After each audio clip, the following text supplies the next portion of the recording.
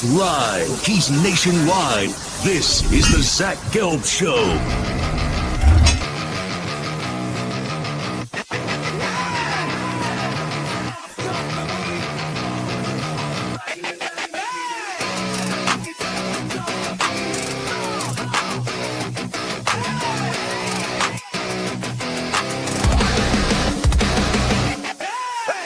Here's your host, Zach Gelb. Live from the Play Show, yet not overly ostentatious studios of 365 Sports here in beautiful New York City. Welcome on in to a Wednesday edition of the Zach Gelb Show. You can always get at me on the good old cesspool of Twitter and Instagram, where I'm straight flexing at Zach Gelb. That's ZACHGELB. You can find me on TikTok at the Zach Gelb Show, YouTube.com/@365SportsYT, YouTube.com/@365SportsYT. Make sure you subscribe. We got a whole lot cooking today on this Wednesday edition of the show. It's going to be a big SEC day with SEC Media Days obviously underway. And when you take a glance at the SEC right now, they're making a big empty threat. It's like they have muscles. They're flexing their muscles, but they're just doing it for the sake of flexing their muscles. They're not actually going to break away from the rest of college football. Now, could you maybe see the SEC, the Big Ten, the Big 12, and the ACC all join forces together and tell Notre Dame to join a conference? Yeah, I think that's a possibility. And does it make a ton of sense to just have the Power Four play the Power Four like Nick Saban suggested and have everybody else be in their own version of college football and have those schools compete for their own national championship and the Power Four schools compete for their own national championship? Absolutely. But I'm telling you this, the SEC will not be its own entity. Because if the SEC just wants to play up against the SEC and then crown a national champion that way, with it only being schools eligible from the SEC, it would be an illegitimate national champion, especially when the last 3 years, the national championship was from which conference? The national champion was from the Big Ten. When you look at Michigan, Ohio State, and Indiana. So if, let's say, Georgia wants to be the only SEC champion that they then crown the national champion if they did break away, how could I definitely tell you that Georgia would defeat Ohio State, or Georgia would beat Indiana, or Georgia would beat Michigan, or Georgia would beat Oregon, whoever could be viewed as the other national champion in the sport? So it makes no sense to say, oh yeah, the SEC, just go your way, and then have everybody else play their other version of college football, keep the Power Four with the Power Four, crown a national champion that way, and then have your Boise States of the world, your UNLVs of the world,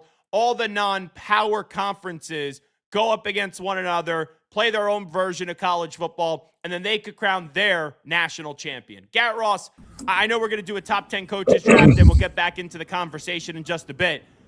And we'll play you some audio. We'll reset this topic coming up in about 30 minutes. But it seems like an empty threat from the SEC. No, it really is. I mean, it's just posturing. And the fact that you're doing this now when you're coming off of arguably your downhill slide, right? Like you mentioned with the They're the most vulnerable they've ever been, the SEC. Without a doubt. They're still extremely strong. It's like the bully in high school. Right. The SEC is the bully from high school. Like, you were afraid of them for a while. But then once you figure the bully out and some kid stands up to the bully and goes, hey, tough guy, you're not as tough as you think he is, and they clock the bully in the face. Yes, can the bully go bully the other 98, 99 kids in the school? Yes. But the one kid that stands him up and the one kid that fights back to the bully kind of shows the SEC, you're not as great as you think you are. And they've been vulnerable. They've been had the last 3 years. We've seen Michigan win the national championship. We've seen Ohio State win the national championship. And we've seen Indiana win the national championship. So you could go threat that you're going to break away. And I think that gets the ball rolling on the conversation of, okay, Big Ten, SEC, ACC, Big 12, the haves, Notre Dame join one of those conferences. You make your own version of college football. You play the big boys with the big boys. You have them compete for their own national championship. And then everybody else, when you take a glance at UNLV, Boise State, those other schools, USF, you go play your own version of college football where you actually have a chance to crown a champion, because we saw it last year. 2 non-Power 4 conferences got into the college football playoff Those games weren't even close when you take a glance back at what James Madison did in the college football playoff and what Tulane did. Yep. Let them go play against their other 12, 24, whatever schools, have them crown a champion. I say that as someone that went to Temple University, but I never said this 10 years ago. But the facts are now there's such a big separation. On any given Saturday, could you have a school like Marshall beat Notre Dame? Absolutely. Yes. But day in and day out, week in and week out, a school like Marshall isn't winning a national championship. So the SEC, flex your muscles, do your arrogant, douchey talk that you want to go break away and just have the SEC play up against the SEC. You do that, your national champion isn't legitimate. It would be illegitimate. So just have the power conferences, play the power conferences, be your own entity of college football, and then everybody else go play your other version of college football and make this truly the haves and the have-nots on a balanced playing field. No, and I think that would alleviate a lot of problems. I think that would help the financial stress that's really hindering a lot of these programs. And then, if you're the SEC and you truly elected to do that, I think you need to kind of look back in history, maybe go have some conversations with Arkansas, Texas A&M, and see how that worked out with the Southwest Conference. Because if you start doing that, you're essentially going to start cannibalizing each other. And then the people, you're going to have the Missouris no longer viewed as on the same par as Georgia. And you're going to have a trickle-down effect. I just think you got to be careful with trying to do that in that sense. Gary Ross, you've been with the channel 365 Sports since their inception. I'm not familiar with everybody that comments. Rudy the Boxer, 101. Are you familiar with him? I am not. Okay. He wrote in, so I don't know what fan he is. I'm assuming he's a fan of a team that isn't in the SEC. Yep. The only way the SEC will win another title is breaking away from the NCAA and playing with themselves. That's not wrong. True. That's not That's true. an idiotic statement. And I say this as someone that roots for Michigan, that loves the Big Ten. If you're a Miami fan in the ACC, if you're, let's just say, in the Big 12, you root for Texas Tech. Right. I'm sorry. If you look at the Big 12 and the ACC this year, and this is the truth, there's one school in the ACC and the Big 12 that could win a national championship this year. It's not SMU. It's not BYU. It's not Houston. It's not Texas Tech. It's Miami. Yep. So you look at the Big Ten, there's a few schools that could win a national championship this year, but you're telling me Georgia or Texas is not capable, if they get to a national title, of going and winning a national championship? Of course they will. I will tell you this. If you look at the next 10 years, there will be more national champions from the SEC than there will be the Big 12 and the ACC. Now, the Big 10, they have been chipping away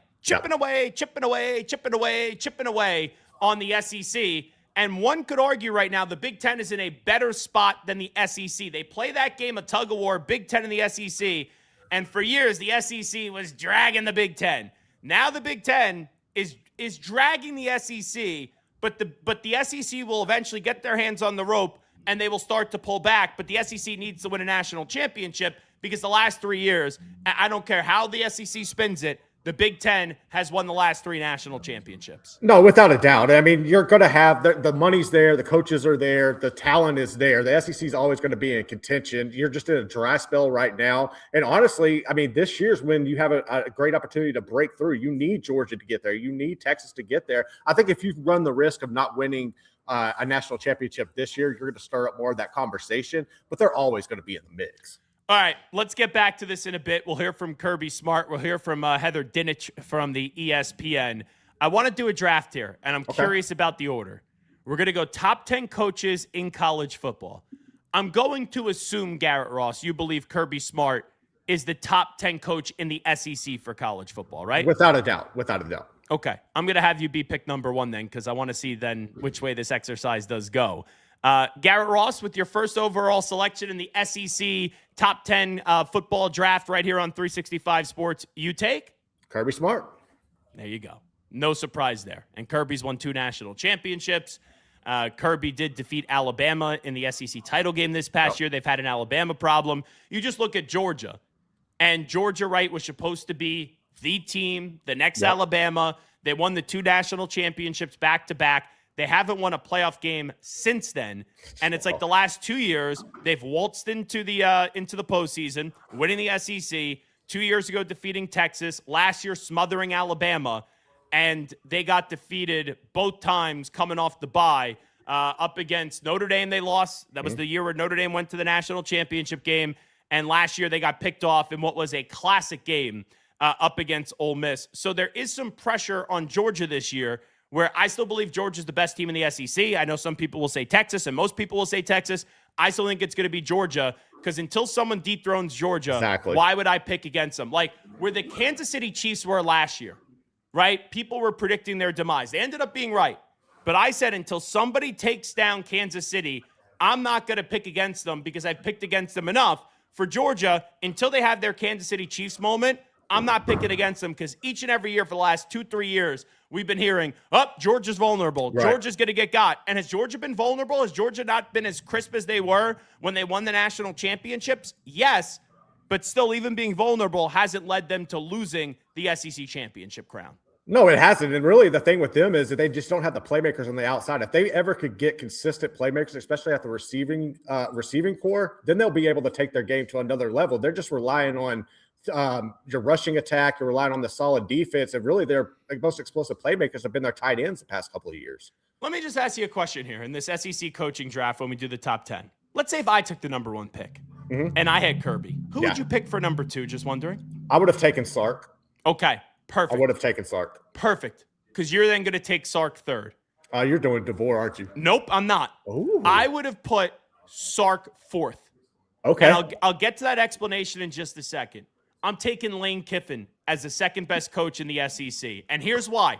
All right. We've seen Lane have his bad moments in this sport. We've also seen him have his success. What he did at Ole Miss and the way that he turned around that program, and I get it.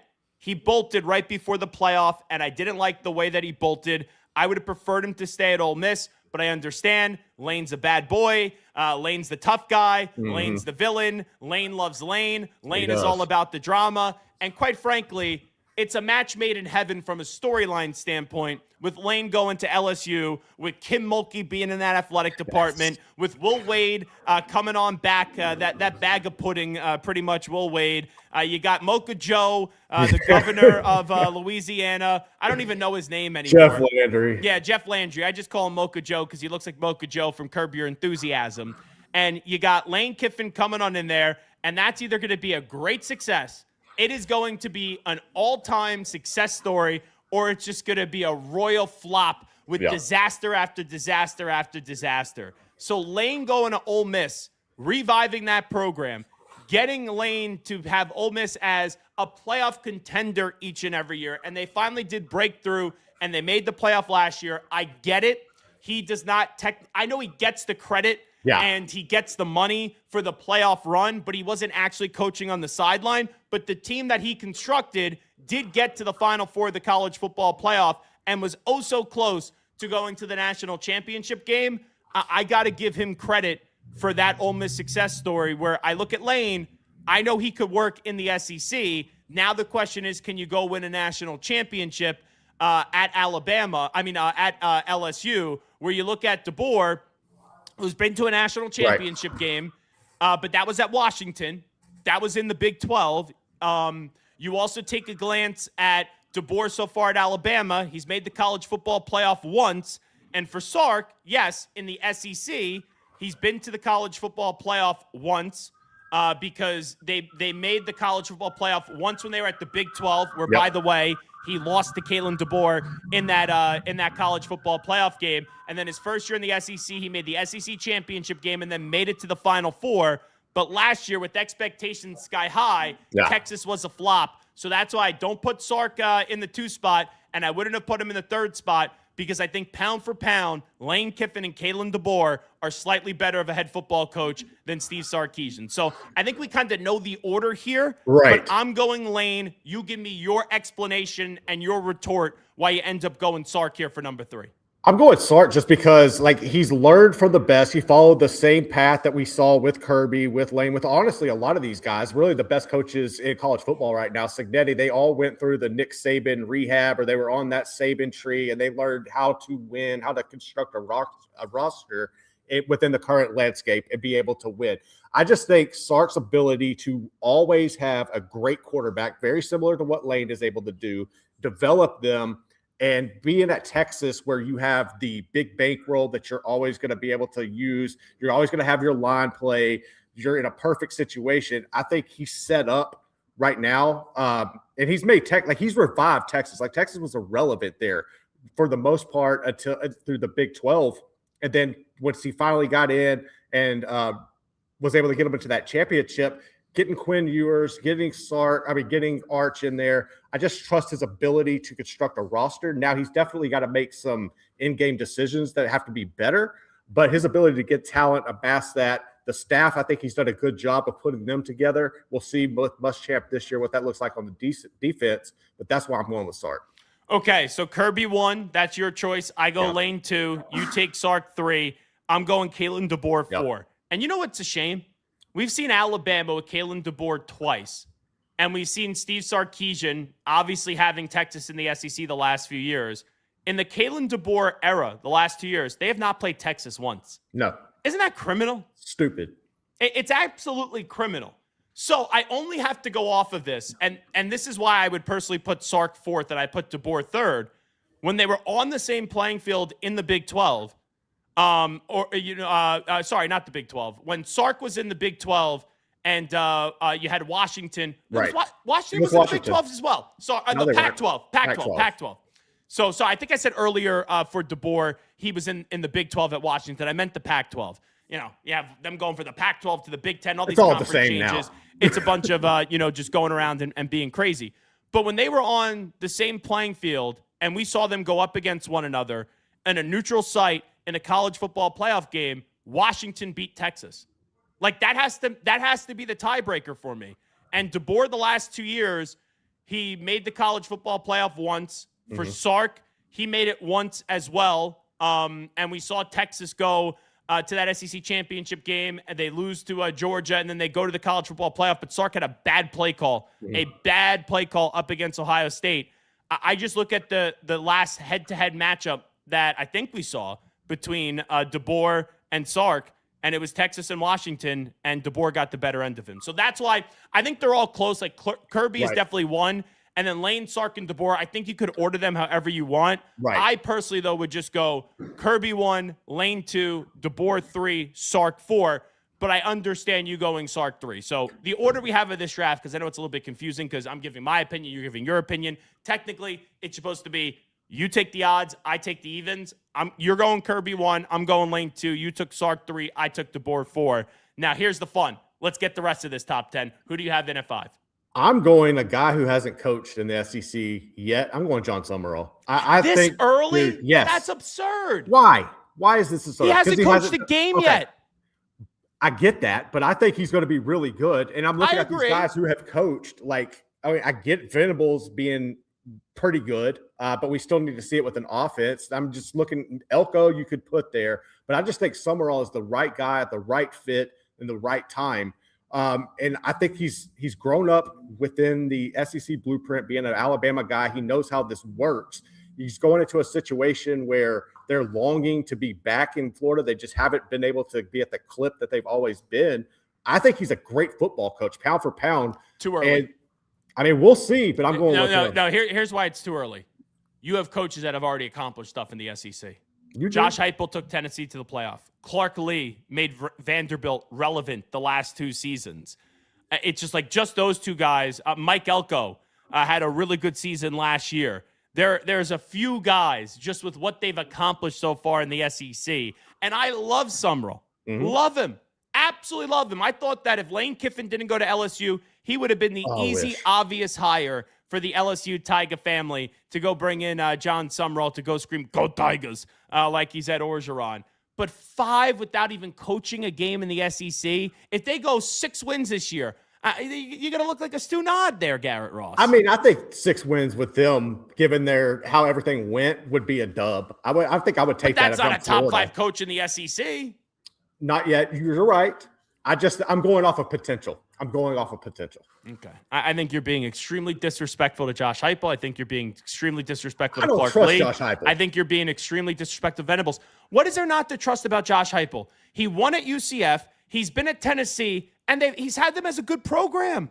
No, he's got them relevant, but like at the same time, can you get over the hump? Like they're still just there. They're there. Yes, but Florida would love to be there. You're right. I'll give you that. That is a fair statement. Okay. I'm going Clark Lee. Okay. With what he's done, and I know that we're talking about all coaches in the SEC, but what he's done the last 2 years ago beating Alabama, and then following it up when a lot of people thought you were going to regress with a 10-win regular season, I thought that was a phenomenal job by Vanderbilt. And also, I know Vanderbilt lost late in the season to Texas. I thought it was a little disrespectful how so many people were not willing to give Vanderbilt a fair shot to get in the college football playoff. We talk about that line of demarcation being 2 losses or fewer, and Vanderbilt got 0, and I mean 0 push to be in the college football playoff last year. When they sat there at the end of the regular season, they only had 2 losses. I thought that was a little bit disrespectful. Now, I get it. They lost to Alabama, and they lost to Texas, and that loss to Texas came late into the season. But if you would have told me before the year started last year that Vanderbilt would have 2 losses, and their only 2 losses would be to Alabama and Texas, I would have told you that they would have been in the college football playoff.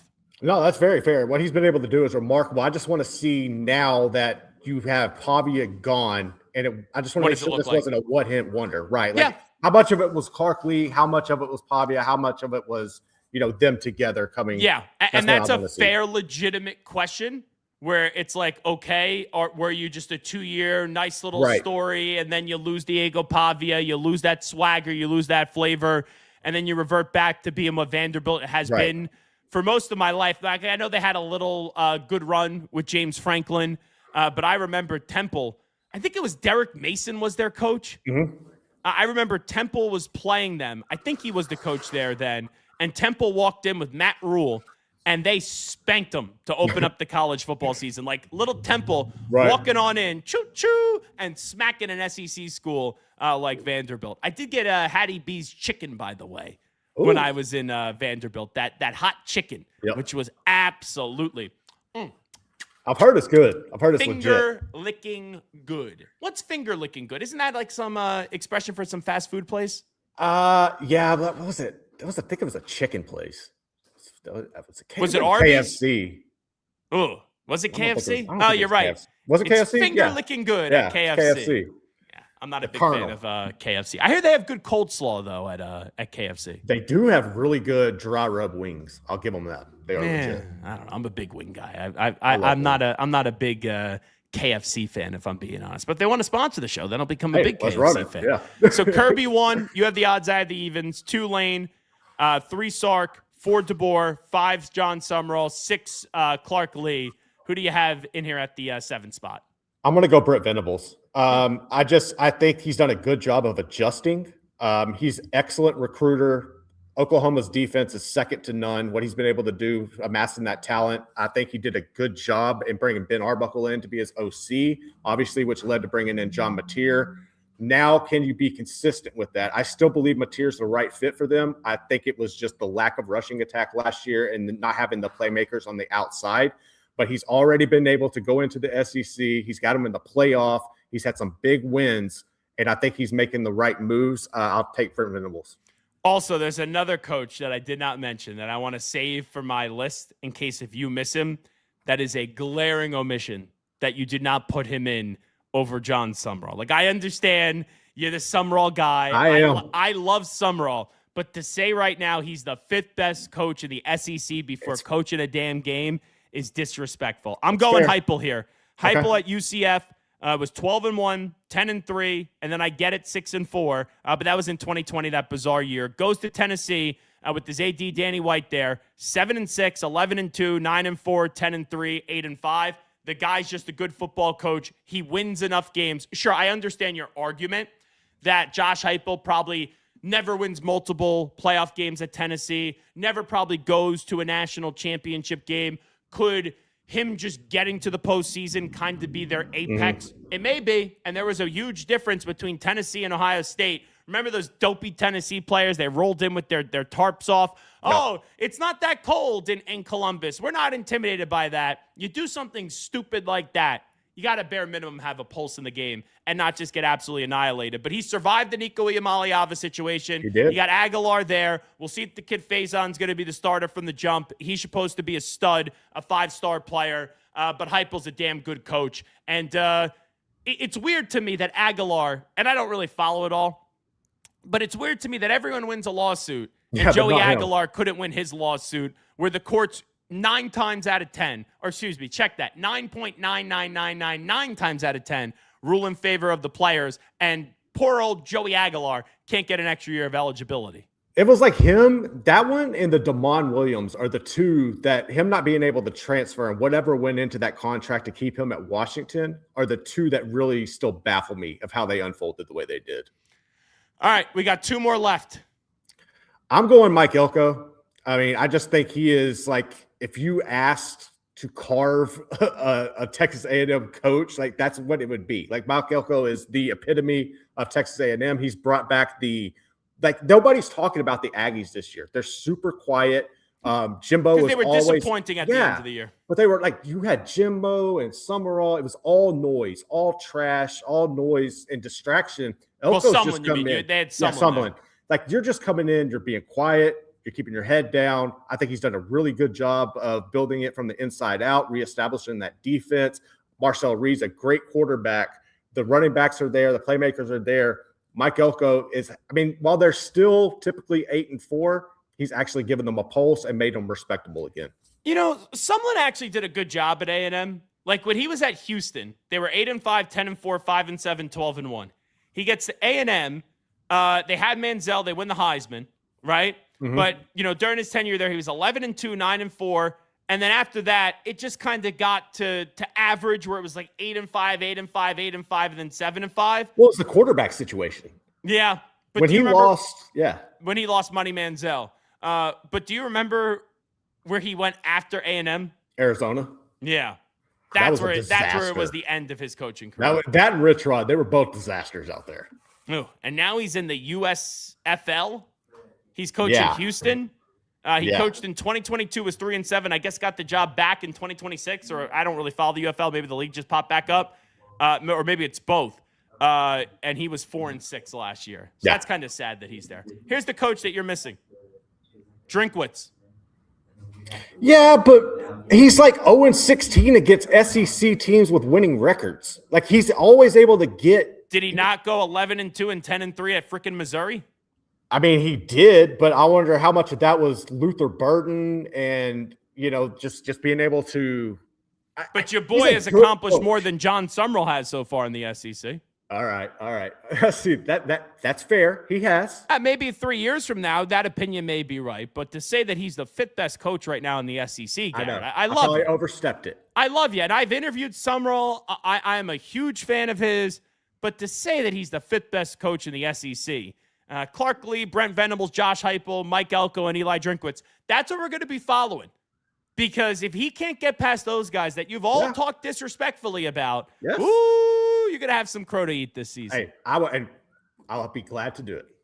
So here's the list. Kirby 1, Lane 2, Sark 3, DeBoer 4, Summerall 5, Clark Lee 6, Venable 7, Josh Heupel 8, Mike Elko 9, and Eli Drinkwitz in at 10. I had the evens, you had the odds. Now, I read a USA Today list. And let's see when this is from, because I just searched like real quickly the top coaches in the SEC. I'm just curious how somebody else ranks them, and let's see how it compares to ours. This is from Blake Topmeyer. Are you familiar with him from USA Today? I am not. It could be AI. Who knows? July 7th, he did this ranking. Kirby Smart 1. Okay. Steve Sarkisian 2.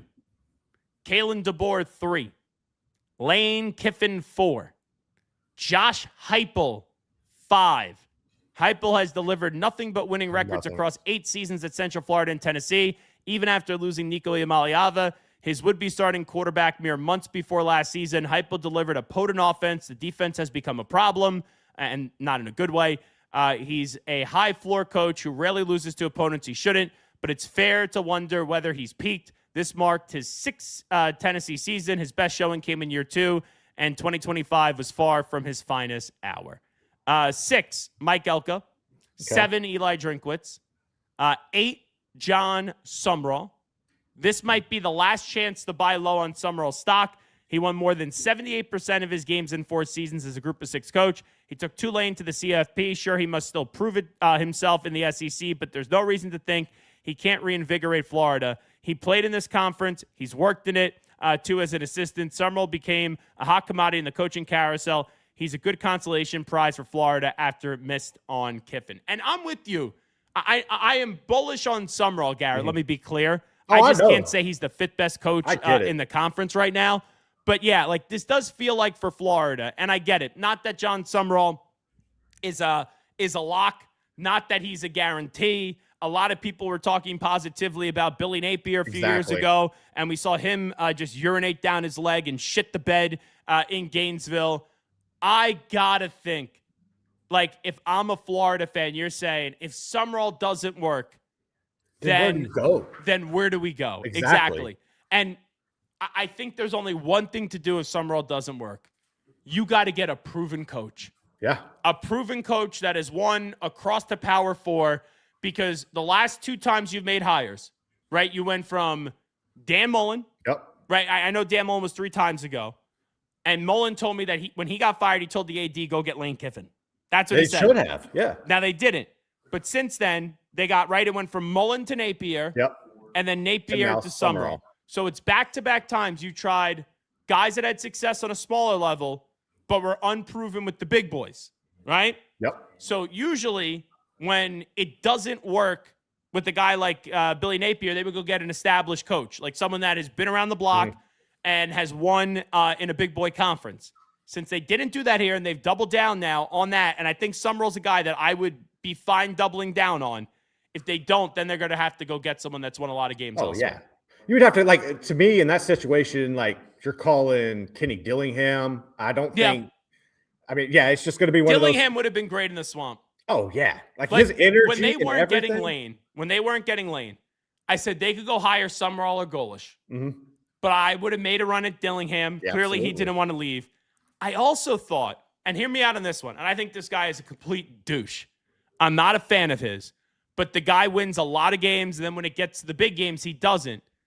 James Franklin wouldn't have been bad in Gainesville because he would have restored that program. He would have won a ton of games, but then when the games got bigger, he would have lost. I don't think his personality would have worked there at all. I think he's too bland and dry. Like you have to have. No. I don't know. James Franklin is an arrogant prick. He is, and that's the type of coach that Florida usually likes. Yeah, but I think there's a difference in being an arrogant prick.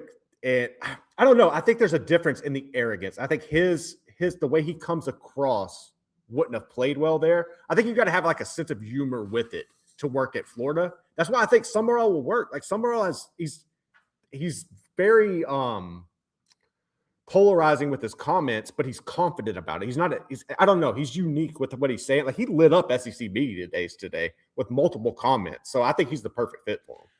Clark Lee was 9th on this list. Brent Venables was 10th. Alex Golish was 11th. Pete Golding was 12th. Shane Beamer was 13. Talk about a stock faller. Yeah. Wolstein, 14. Ryan Silverfield. Jeff Lebby, 15 at Mississippi State, and then Ryan Silverfield in at 16. Not bad. Yeah, so there you go on that list. All right, it is the Zach Gelb Show on 365 Sports. We will take a break. When we come on back, you'll hear from Kirby Smart saying something that's not actually going to happen.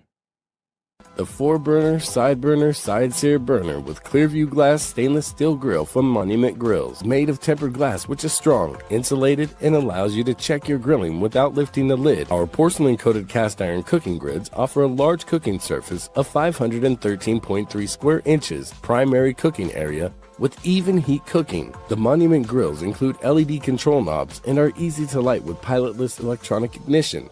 Better grilling, better value, Monument Grills. Protect your online privacy with NordVPN. Browse securely, access content from anywhere, and keep your data safe with military-grade encryption. Whether at home or on the go, NordVPN ensures your digital freedom. Stay secure. Download NordVPN today at nordvpn.com. That's NORDVPN.com.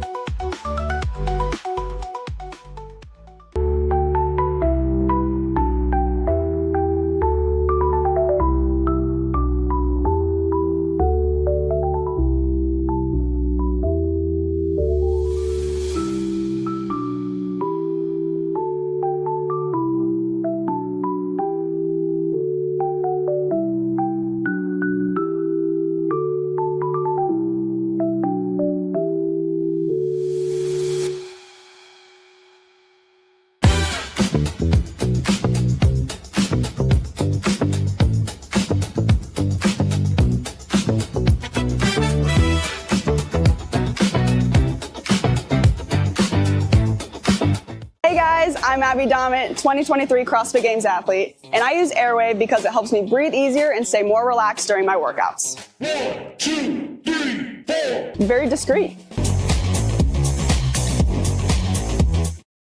He's live. He's nationwide. This is the Zach Gelb Show.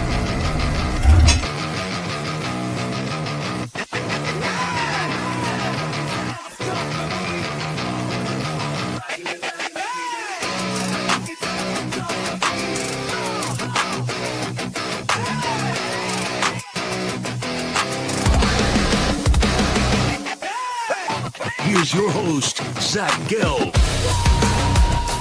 All righty, this is Zach Gelb Show right here on 365 Sports. Let's go to SEC Media Days. Heather Dinich was on ESPN, and she was talking about the threat of the SEC breaking away and forming their own version of college football. What are you hearing about whether or not it's realistic for the SEC to break away from the NCAA in the near future?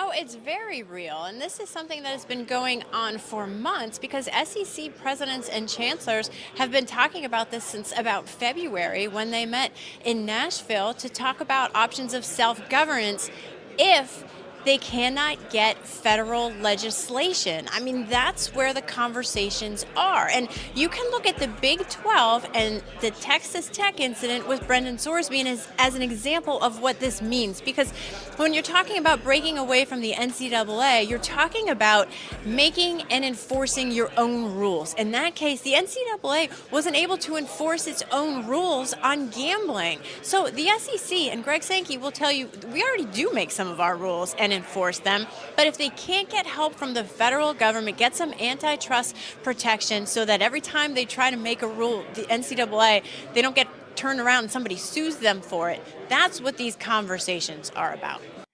So I understand from that perspective, Garrett, like, hey, we want rules that could actually be enforced. Because now it feels like under the NCAA policy, they have rules, they get enforced, the player sues or the school sues, and they end up winning, right? Right. But if you break away just for that and you form your own entity and it's just the SEC playing the SEC in a standalone, like, don't get me wrong, I'm still watching Alabama, Georgia. Right. I'm still watching Texas, Oklahoma. I'm still watching the SEC play, but what are you playing for? Because if it's just whoever wins the SEC is your national champion, or you have the SEC instead of like the SEC championship game, you pick like the top 6 or the top 8 teams, you have them play in a playoff, and then boom, there's your national champion from whoever wins the SEC. That's an illegitimate national champion when the last 3 years, the SEC hasn't won a national championship because it was Michigan, Ohio State, and Indiana. So I understand they're saying it for rules and for governance and all that stuff, but the SEC threatening to break away, it's kind of an empty threat still to me because you need to still have a legitimate champion. And just whoever wins the SEC being your national champion, that's not legitimate because I don't know if you're better that year than Michigan, Ohio State, Indiana, Oregon, Miami, whoever it would be. So what I would say to the SEC, don't break away from the NCAA and just form your own conference. SEC, Big 10, ACC, Big 12, get together, make Notre Dame join a conference. You have the haves and the have-nots, and the haves compete for their national championship. All the smaller schools, the have-nots, they go play their own version of college football. They compete for their own national champion, and that, to me, would make college football better, where you have those 4 power conferences having their rules that are enforced, where now it's just the Wild West. It is, but my thing with the whole thing with the rules and why I think that is nonsense is because all the schools in the SEC, or a large portion of them, are still breaking the rules. So what makes you think that you're going to go form your own rules and be able to enforce it? You're really going to tell me LSU still isn't going to try to sneak out and come up with this money to poach? Well, it's more black and white. I guess. I just feel like college football has never really been able to enforce rules in general. Like the NCAA had some power, but like when it came down to it, you're always going to have people sneaking around and finding these loopholes. Sure, you're always going to have people trying to bend the rules. But when the rules are broken right now, Right. and the rules are extremely gray in terms of what you can and what you can't get away with, yeah, everyone's going to push the line. It's like, for example, you're a parent, right? Yeah. If your child knew, dad's a softie, dad doesn't actually ever take away my video games, Right. or dad doesn't actually make me eat my vegetables. So if little Timmy, let's just say, is at the dining room table and you got Garrett Ross, who's a big mush, which we know you probably are as a dad, and little Timmy, because he's such a nice guy, and little Timmy's sitting there and he's saying, you know, I don't want to listen to what dad has to say. Dad tells me to go clean my room. I'm not cleaning my room. And if I could just sit there, Game Boy's probably outdated, but play on your Game Boy, Right. then he's not going to listen. Or Exactly. if you tell little Timmy to go eat his broccoli or Brussels sprouts, and he goes, no, Dad, I'm not. I'm eating my chicken nuggets. Screw you. And there's no punishment there. Right. Then he's going to, of course, keep on pushing the envelope and seeing how far that he could get away with what he wants. Right now, the envelope just gets pushed and pushed and pushed, and there's no actual enforcement of these rules. So I don't fault the SEC or any other schools that try to see how far they could take it and see Right. how much they could bend the rules, because the rules right now, like they get bent all the way up here, and there's never like a pushback of people trying to bring you back in. No, I get that. But if we could make sure that they were able to enforce those rules and you weren't going to piss off Ole Miss and them try to sue the SEC, like that's what I want to make sure we can get rid of. I just think it's still the same thing over and over again. And I don't think them going off and making their own set of rules is going to fix anything. I think you need to have the greater good. And if you want to make it the Power Four, which I think it should be, and then have a set of rules for them, but everybody say we're not suing, we're going to play by the same level playing field, then it might work. I just don't trust that they're going to do that. Okay. You know me. I love Bracket Cat, but I like to argue with Bracket Yes, you Cat do. because Bracket Cat, I would like to see what Bracket Cat looks like just so I could paint the picture of who Bracket Cat is. And loyal fan, right? Loyal fan here, Love it. loyal fan to Smokey. I love you, Bracket Cat. But like I say all the time, if I'm not making fun of you, I don't like you. Right. But Bracket Cat, he argues the side of other conferences, and then he doesn't look within the side of his own conference, where he's sitting there basically saying the SEC is dead. Then what does that make the Big 12? Bracket Cat is a huge K-State fan fan. of Kansas State. All right? What is the Big 12 won? They had Texas Tech get into the college football playoff, and their offense stunk. Their offense was offensive with their performance in the opening round of the college football playoff. So Bracket Cat says, Zach, they haven't even played for a national championship in the last 3 years. I know that. I've said that. The Pac-12 played for one more recently than the SEC, and they're dead. So this is Bracket Cat just kind of like dancing on the grave of the SEC, and I understand. But Bracket Cat, like if you were a fan of the Big Ten, you'd have something to dance on. But what do you get to dance on being a fan of the Big 12 right now? Not much. I mean, like you bring up a good point. Like James Madison, their offense looked a hell of a lot better than what Texas Tech could even muster up against Oregon. So yeah, I mean, that's one of those things where I understand the pride, I respect the pride, but the Big 12 is not even close to competing or being on the same level as the SEC. Yeah, and that's the thing. People go like, "Oh, let the SEC just break off. Like the SEC is irrelevant." No. If the SEC broke off, people would still watch. Oh hell yeah, they would. There would be huge TV contracts. People would still care. But then I just say, like, what are you playing for? Right. Like it would be the ultimate arrogant move and douchey move to break off and play and ruin the Something sport. they would do. No, they would. But it would be Absolutely the most arrogant douchey move to break off, play your own sport pretty much, and crown a national champion when you're basically excluding the other three power conferences. And here's the thing. Let me be clear here. And I like the Big 12 and I like the ACC. Mm-hmm. And I understand we have a lot of Big 12 fans on this channel. But I got to tell you how I feel. If the Big 10 and the SEC formed together and said, Notre Dame, we're going to put you in if you want, to the Big 10, let's just say, and they had their own version of college football, Big 10 and the SEC, with or without Notre Dame, I feel like you could crown a legitimate national champion. Well, I mean, yeah, because you have teams that go from coast to coast. Like legitimately, you by the terminology of it, you would have a national champion. No, but that's not my point. I'm not Well, I talking mean, you also have the geography. biggest brands. You would also have the best teams. You have the two premier conferences. Right. That, But like what I'm saying, I think geography does need to matter, though, because the SEC can't claim to be a national champion just playing in the South. I think that does have to go all together. But here's the thing. The ACC can win a championship here or there. Miami can win it this year. Clemson has won 2. The Big 12, I'm sure they could win they'll have a champion like every 10 years inside, maybe 15 years, maybe inside college football, like something like that. Right? Mm-hmm. So if you look at that and you say it's just the Big 10 and the SEC, yes, we have Big 12 and ACC fans sitting there and bitching like, hey, it's not a legit national champion. Sure, but I do feel like there would be legitimacy with just the Big 10 and just the SEC. Now, to be fair to Bracket Cat said he just said the Pac-12 is dead. But Bracket Cat, like, I know you. You hate the SEC. He does. So you're taking all these shots at the SEC and just shooting them down like they're this insignificant conference right now. The SEC still runs circles around the Big 12. Circles. Like it's like when there was this kid. I'm not gonna say his name just because I don't know. It's like bizarre. Like for me to say this name all the way. It's because it's so random. Right. But there was this kid that was really athletic when I was growing up, and like I'm not a runner, right? Mm-hmm. And we would do the mile, right? You have to do the mile test. Yeah.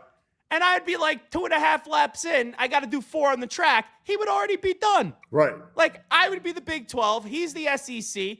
He's still running. Now, he may not get to the finish line first, just like how in the last 3 years there was a kid that would have been faster than him. But that kid, he would always be done with his mile when I was 2.5 laps in and I have to get to 4. That's what the Big 12 is compared to the SEC. Bracket Cat says it's embarrassing that a dead conference has played for a natty more recently than the SEC. That's all he's saying. No, he's not wrong on that. He's not wrong. And that's one of the most disheartening things is the Pac-12 was just starting, dude. But the Pac was just starting to click. Washington and Oregon. And then you kill it. It's like, damn, man. What they had see, that was the irony. They had a great season, the Pac-12. They had the best quarterbacks that year, too. Yep, because you had Bo Nix and you also had Michael Penix. You had they were loaded. Yeah. The only problem is it's like, do I think that would have maintained? Like, I do think Oregon would have been great for the foreseeable future. Mm-hmm.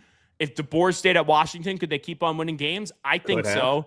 But outside of that, like, what were you really going to have? Like USC, like, do I trust? No, they're still not. Well, they got the Big Ten hold money, too. Hold on. Maybe with the Pac-12 being similar to what the Big 12 was when Oklahoma was in it. Maybe. It's not crazy to say that Lincoln Riley could have had Oklahoma's success in the Big 12 in the Pac-12 if he gave him enough time. Probably he could have gotten in, but it would have been like one and dones. I don't think he's ever put together a roster. I think we'll see it this year, right? Like this is supposed to be your best team, supposedly. Let's see this real quickly because I just want to make sure that I'm not leaving anybody out because I'm trying to think because you had Arizona State was good. I have them. This was the old Pac-12. Remember you had Utah in there. Mm-hmm. Utah was really respectable. You had Arizona State. They've turned out to be good with Dillingham. I'm just saying like how they would have been today. USC, still a good team. Not great, good. Colorado, all right, at least the flavor of prime would have been fun for a little bit. Arizona. Trending in the right direction. UCLA, let's see what happens with their new head football coach coming on in. Cal, they got good quarterback play, and they've had good quarterback play for a while, like, through the years. Yeah. Different guys that have come on in. Like you had Jared Goff was a Cal guy, right? Yes. You had Aaron Rodgers. And now you have JKS, who's good. Oregon would be the king of that conference. Washington, if DeBoer would have stayed, they're a player. Stanford, no. Washington State, no. But when Leach was there, they had some good teams. Yeah, but they were like, I think they had Minshew. Remember the Minshew mania? Oh, I do. But like that was good team. I think they were good for them, but like on a national scale, they still weren't like legitimately going to run for a national championship. Yeah, but like they were just like a solid relevant. Like, right. If they're a middle of the pack team, you need a middle of the pack team. Right. You do. Like they're just teams and conferences that know they're never going to win the conference, and they're middle of the pack team. And then you had Oregon State. Yeah. Where's Jonathan Smith now? Oh man, he was at Michigan State and he got fired. I don't know where he's at right now. He probably got a job, right? I would think, or at least be like an analyst. Oh my God. Where? I did not know this. Is that right? No, I think that was old. I think that's old. It came up as past teams he coached, and for some reason it said Boise State. That he was the quarterback coach there. No. I didn't think he went back there. No. So where's Jonathan? Let's see. He's probably an analyst, if anything. Is Jonathan Smith, or he's just sitting on the do-re-mi? He could be. He's not currently coaching. Yeah. So he's not anywhere. But, like, that's another coach. I thought Jonathan Smith, who was a good coach at Oregon State. Yeah.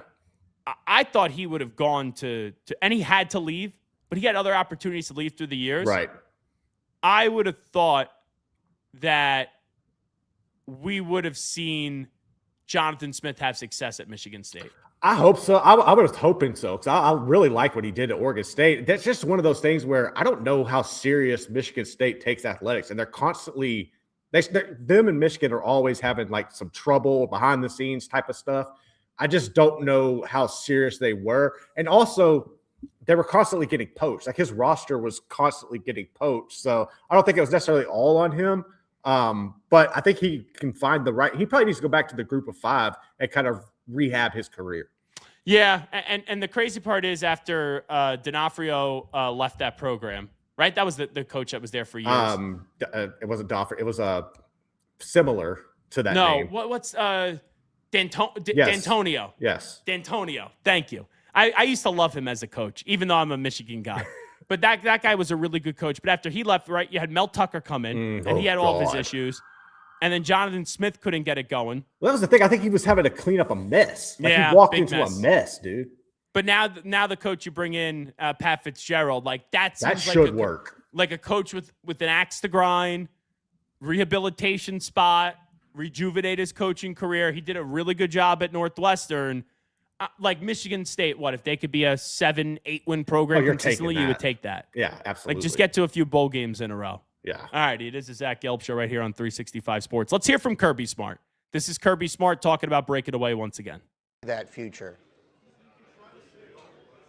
Yeah, I've actually been saying that for a long time to our president and our administrators that, my frustration is I sit in a meeting and so many times I sit in a meeting, and I learned this, I think 11 years ago, my first SEC head coaches meeting. I had a coach tell me, we will not get anything done in these meetings because we don't have any power or any control. We sit and say what we want, but that doesn't necessarily come to fruition. So I've learned that, until we get governance and we have someone that actually has the power to make decisions, or we can make decisions within our own community, we're not going to have much control.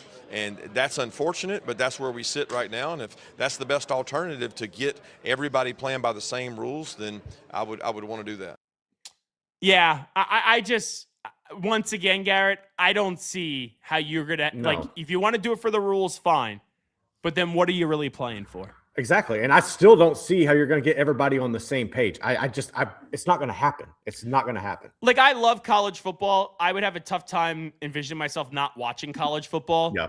But if you have the SEC just playing on their own entity and like it doesn't lead into like whoever comes out of there gets into the college football playoff, like there's too much crosshairs there if you're going to break off, then to go into another version of the college football playoff, it would be your own national champion. Like, I do think that would hurt the sport significantly. No, it would. Because then it's like, as a fan, because there's a lot of hardcore college football fans. But then there's a lot of like, okay, I just like watching the sport. I'll just tune in on Saturday. But then, like, what's the purpose for tuning on in? What are you playing for? Yeah, and it's not apples to apples. It's definitely apples to oranges. But essentially, you're setting yourself up to be the butt of the joke, like with the UCF claiming the national champion. That's all you're going to end up setting yourself up to be. And then, or you're going to revert back to when you had teams, we had multiple people claiming that they were national champion, and we don't really know. It's a terrible look for the sport in general. Chris Bartels 7199 says if the SEC decides to leave, they will end up like the WNBA. No, the SEC would be a lot more popular than the WNBA. Yeah, like the SEC. No, I hate to do this because I do like the Big 12 and the ACC. Like I love Miami this year. I talk a bunch to Joey McGuire, Kalani Sitake. Like, I love Kenny Dillingham. Like, there are schools that I love in the Big 12 and the ACC. Like Rhett Lashley, you and I have been singing his praises.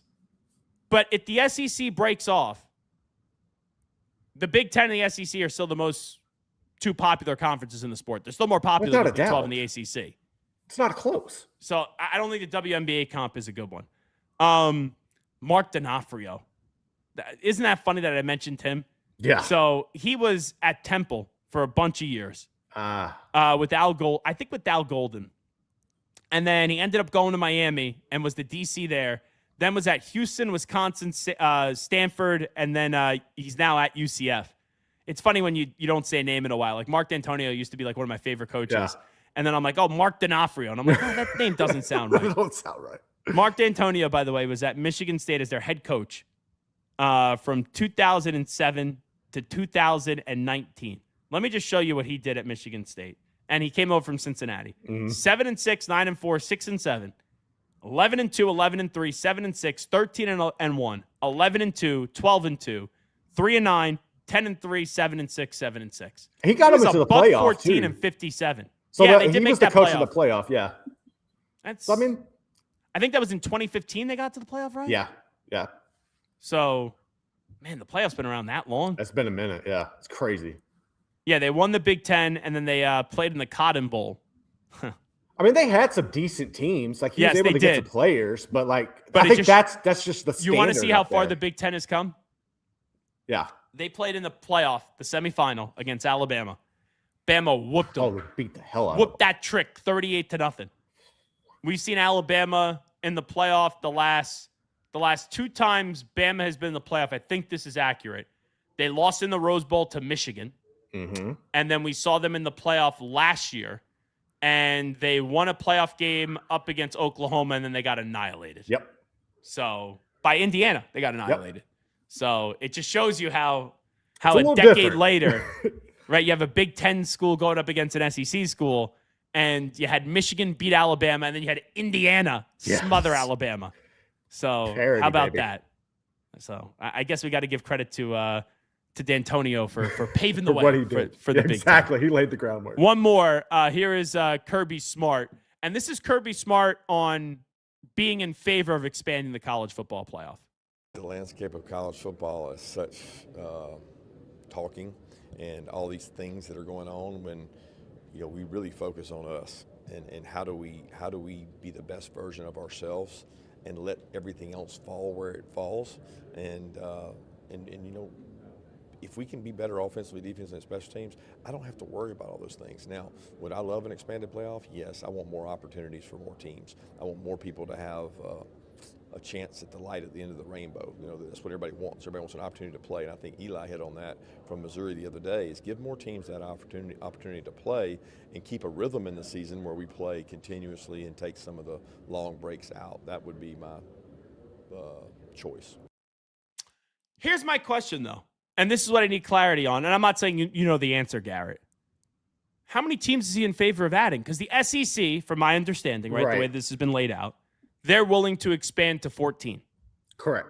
12 to 14, or maybe even at most 16. 16. It was 16. Mm-hmm. The Big Ten, the ACC, and the Big 12, they want 24. So when he sits there and he says expand the playoff, and I understand like there's coaches that don't always align with their conference preference, but expand by how many? Like, do you want 2 more? Do you want 4 more? Or do you want to just blow this thing up to 12 more teams? I would like to know that too. I think the only reason he's even saying this, or more so Drinkowitz, I love how he brought that up in the scenario, is now that the SEC is going to the 9-game schedule, you're going to see more and more of those teams have 3 losses that were not there.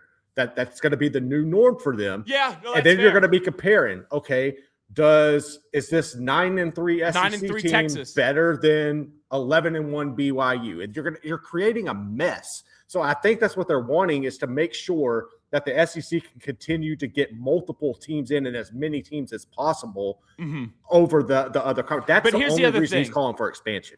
For this year, with it staying at 12, is the committee actually going to value strength of schedule? Because last year they made that change. Right. That's a major priority. And it didn't feel like when push came to shove, we were really sitting there and having any order and any guidelines and really determining strength of schedule. Because I'm still confused. And I get that it makes sense why they put Notre Dame out last year and Miami in. But for that and I love the playoff ranking show. I love it. It's fun. It gives us conversation. I tune in. I love college football talk. But the whole time when you had Alabama and Notre Dame all the way up here, and Miami was all the way down there, And then at the last ranking, Miami finally jumped and got in over Notre Dame. Like, their end result, their C was right. Right. But their A plus B to equal C was like, ooh, that math isn't mathing. Like, I get it. Hey, Miami beat Notre Dame. Miami should have been in with 2 losses over Notre Dame. But the way that they got there made no sense. So that was the big debate last year. But you are right. We've seen this now last 2 years. The 3-loss schools been debated. Even 2-loss schools have been debated. And I need more clarity on how we make those decisions. And it's going to be even more challenging this year, especially if you're the ACC, where you have some teams in conference that are playing 8 games. You have some playing 9. Like, we've needed – that's why I think what Saban said today was so important. And we'll hold off on that. Yes. We'll get to that in just a second. But let me just follow up on one thing that you just said. The ACC and the Big 12, they have opportunities to get 2 teams in. Correct. But the only way they get 2 teams in is what transpired 2 years ago, where you have an SMU team playing at Clemson. Right. Clemson upsets SMU. All right. I think SMU at the time, they had 1 loss on the season. So they weren't going to get penalized for losing in the conference championship game. So if you have a team that's like a Miami, right, that's undefeated, or they have 1 loss in ACC play, and they get to their conference title game and they lose a close one to, let's say, SMU. That's how the ACC gets 2 to go. It's how the Big 12 will get 2 to go as well. But you look at the ACC and the Big 12, they don't really have a shot to get 2 teams in. So, like, let's say if BYU, right, once again goes up against Texas Tech, and I know that they don't play them in the regular season. Last year they played them once. And then they played them again in the conference title game. They lost both. But let's say BYU has 1 loss. Yeah. And they go into the Big 12 championship game. They play Texas Tech, and they get annihilated. Yeah. And they get annihilated. And they have 2 losses. It's like, should that BYU team get in over, let's say, a 3-loss Texas team? And I don't have the Texas schedule in front of me, but I'm assuming that the schedule is strong, like, just for this argument's sake. Right. Like, I don't think then that 2-loss team should get in over the 3-loss team. No, I don't either, because your chance, that would have been your one. Well, this year it would be different because they play Notre Dame. But in hindsight and for conversational piece, that would be your one. Because BYU, your one big challenge. And let's be clear. Right. We're not talking exactly the schedule. Correct. Like, I get it that if BYU beats Notre Dame, and then they lose one other game in the Big 12. And then, like, if they get annihilated in the Big 12 championship game, like, you don't have a case. No, you don't. You don't have a case. Oh, isn't that going to be something? Could you imagine if Notre Dame gets into the remember, they're top 12 protected this year. Exactly. Can you imagine if Notre Dame loses to BYU? BYU, let's just say this. This is also why it's going to be even tougher for the Big 12 and ACC, even with those scenarios that we present themselves to get into the college football playoff. Can you imagine if BYU is undefeated in the regular season? They beat Notre Dame. Yeah. They get to the Big 12 championship game, and they get smothered by Texas Tech. And let's say it's a 1-loss BYU team. That does feel like a team that should be able to go. But let's say BYU is like 11th in the rankings and Notre Dame is 12th. And then Notre Dame gets in over BYU, college football would get what it deserves. Absolutely. This top 12 protection nonsense is a joke. It's a joke. It's either you're good enough or not to get in. Yeah, like, that's my thing. Or getting a damn conference. Like, there's no reason that you should automatically get a pass. Like, you'd have to play. I think the strength of schedule should come into consideration. But yeah, that's no way Notre Dame should be getting this free pass. So Chris Bartels, who's making some good comments today, or he's adding conversation. Yeah. Like, let me be clear. Just because I know I'm loud, I'm a New Yorker. Just because I disagree with your comment doesn't mean that I don't want your comments. Right. I love different perspectives, but what we do on this show is we talk about it. Yeah. He said conference champs should guarantee both teams make the playoff. Being punished making the game makes where they don't want to play in it. I could understand that point to some extent, but I can't make that rule just regardless of who's in. Because last year in the ACC, you had Duke and Virginia. Neither one of them. Like, whoever lost that game had no business being in the college football playoff. Quite frankly, Duke won, and they had no business being in the college football playoff, and they didn't make it, and Miami got in. That is why you can't have that rule. Yeah. I also think too, and I'm really going to be interested because I think the SEC might be the first one to pull the trigger with this 9-game schedule that they're going to. How much longer are we actually playing these conference championship games? And then that would eliminate this scenario right here. I think the conference championship games they're all like, I don't know if there's always going to be some version of a conference championship game across the board. Right. But the conference championship games, you will start to see some of them go away.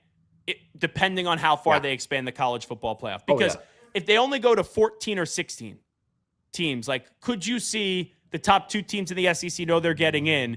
So then it's been talked about 3 plays 6, 4 plays 5 to determine who gets those 2 spots in. That could end up being what the conference championship games turn into.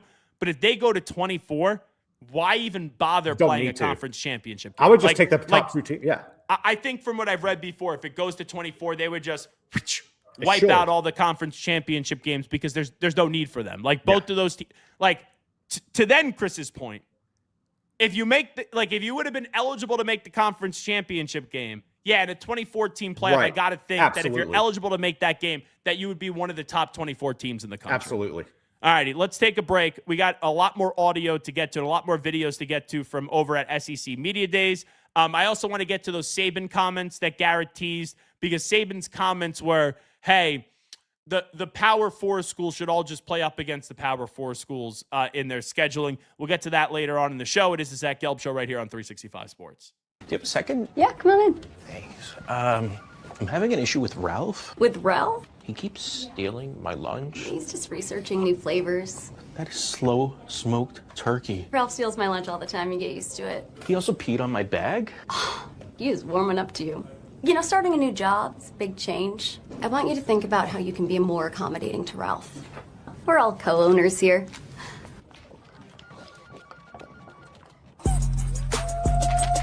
If I'm only wearing one suit this summer, it has to be Tuileries Performance Linen.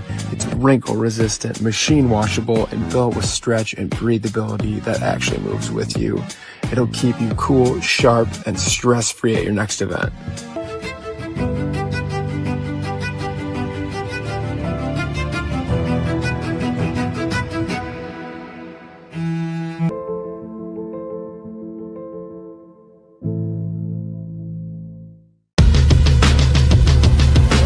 What does being different mean to me? You know, that is an interesting question. Because there really isn't one way. There's a bunch of different ways you could do it.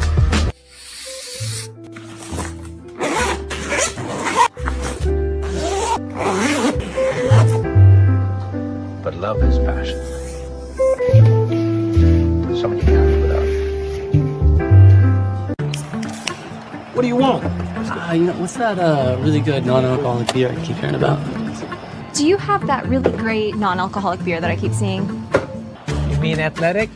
You're looking at it. It's athletic. Ask for it. He's live. He's nationwide. This is the Zach Gelb Show.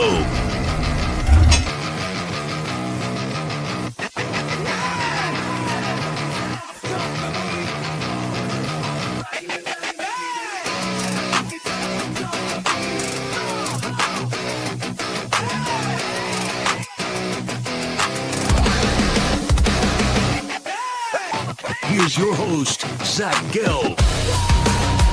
All righty, this is Zach Gelb Show right here on 365 Sports. Let's go around the lay of the land inside the SEC with SEC Media Days. Definitely cooking now down south. By the way, I didn't realize. Do you know where these SEC Media Days are, by the way? They're in Destin, aren't they? They're in Tampa. Oh, okay. I didn't. Yeah. I thought they were in Destin. I don't know. Where's Destin? It's in Florida. I thought That's they in were Florida, right? Yeah. No, I saw that they were in Tampa. Okay. We should have gone to SEC Media Days in Tampa. Dude. Yes, we should have. That would have been an easy trip. That would have been phenomenal. Easy peasy. Tampa's a good spot. I've never been to Florida. You've never been to Florida? I've never been to the state of Florida. Oh, my God. Been everywhere in the South except Florida. I'm going to Florida coming up at the end of August. Nice. Which is not no, it's not nice. Not? Well, it's to celebrate my grandma's 95th birthday. So, that is nice. That's nice. And happy early birthday to my grandmother. But Florida in late August, woof. I mean, I get it. But But I guess you're in Texas, I'm in so it's about you're the used to same. those 105 degree days. Dude, it's about like it's all week long here. It's going to be over 100 like all week. Yeah, no. So I'm used to it. Big guy like myself, the heat like that, like, ooh. You adapt. Just don't like it. I don't like it. All righty. Let's hear from Will Stein. This is the new head football coach at Kentucky. Has a lot of confidence, have some bravado. We've talked to him before. I thought that was a really good interview when we did that for 365 Sports. Hey, Will Stein, why will Kentucky succeed under your tutelage? You came here because you can believe you can win here. Why is that? Kentucky historically has fought against a narrative, against perception. Why do you think you can win big here?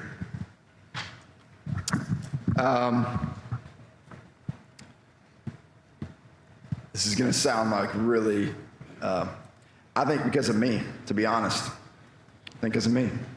I think I know what it takes. I've seen it at the highest levels.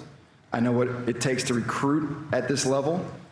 And you just got to believe, man. You just got to put the ball down and play. There's not really else to be said. Is it going to happen overnight? I don't know. I really don't. If I had a crystal ball, everybody in this room would be really, really rich right now. I don't. And so the best determination of if what you're doing is working is putting the ball down and playing football. And so there's going to be bumps in the road. I mentioned it in the speech. Like, I'm prepared for tough moments and tough times. I've succumbed to that in our process, right? I already do self-talk myself about, all right, how can I stay neutral? When stuff's bad, I can stay as neutral as possible and be very diplomatic in my approach.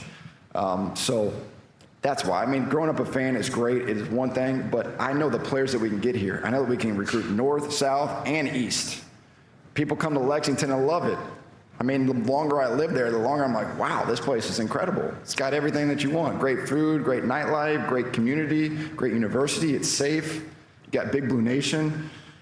It takes some TLC, and you got to go attack. You can't sit back and wait.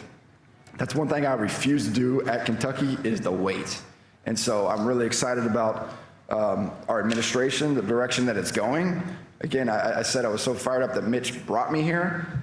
I'm also excited about what the future holds. And so that's why I'm excited. That's why I believe. Or else I wouldn't have taken the job. I would have stayed out at Oregon and coached Dante and stayed out there.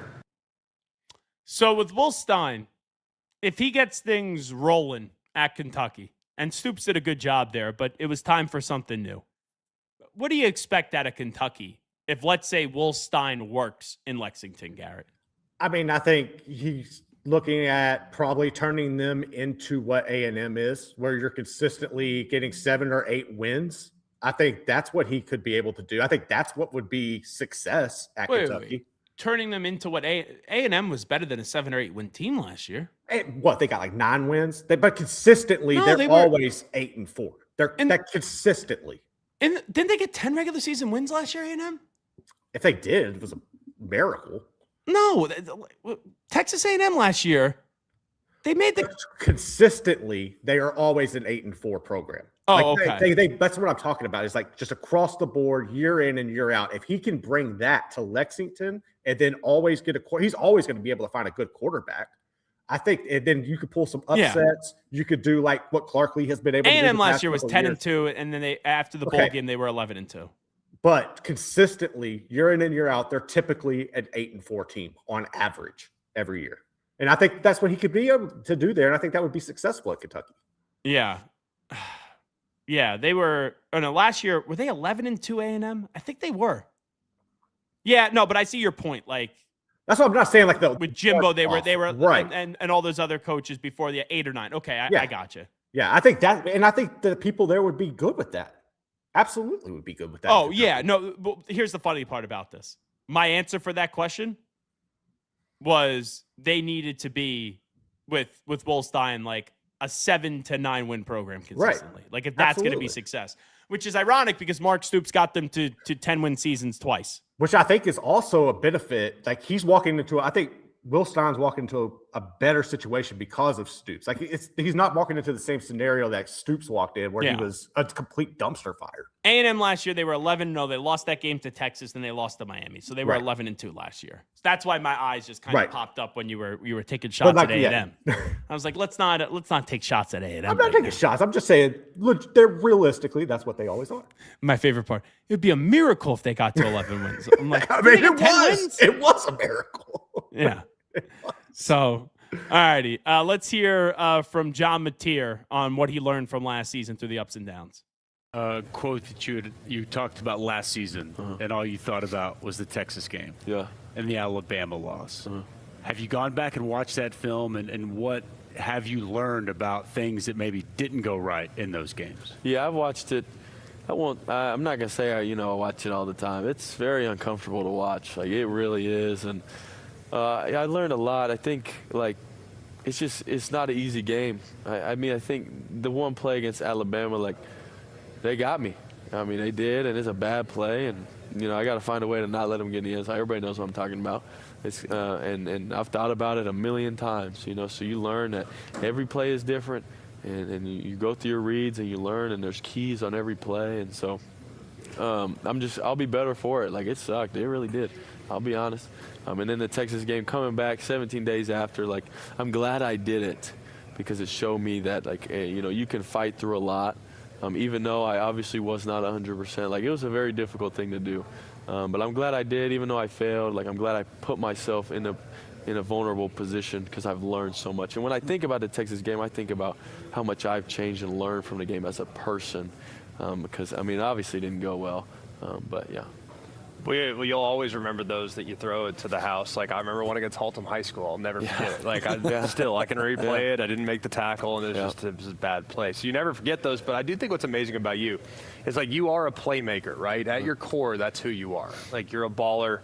Make a play, things are going haywire, off-schedule plays. That's what makes you really difficult to defend.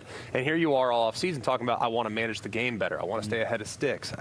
How do you balance that? Because, look, we all want to be great game managers, but at the same time, what makes you special is your playmaking ability. So how do you be aggressive while also understanding that might not necessarily be what the team needs right now? There's a couple of things. I think, Coach Venables from the top, he's obviously very smart. He's very, very smart. And so you just learn a game of football in general. The quarterback's job is to get the offense moving. And then I'm not worried. I've never had a problem trying to stay too in line with the offense because the plays will come. And then I don't take your instincts away. But then also, if you really think about it, in practice, I can't make those plays. They tag you and you're down. And I turn around. I'm not sacked. What do you mean? Coach, no way. I did not sack you. No way, But so that part, I have to. Yeah. Or it's second and 12. So I better find a way. So all those things combined, and if I want to play the game a long time, I have to be able to do it. Yeah. Well, I'm just curious what Mateer is going to be. Because last year, Mateer, was supposed to be the next Cam Ward in the way that people were talking about him. And clearly he was not. Now, he got hurt, came back, like he said, for Red River, and he should never have been cleared to play. No, it was such a bad and tough performance and a rough watch. But, then they're in the playoff, right? Mm-hmm. And they have that big start up against Alabama, and they blew it. So it's I look at Venables, had a good year. Whenever he has a good year at Oklahoma, he steps back. We know that defense is always going to be good.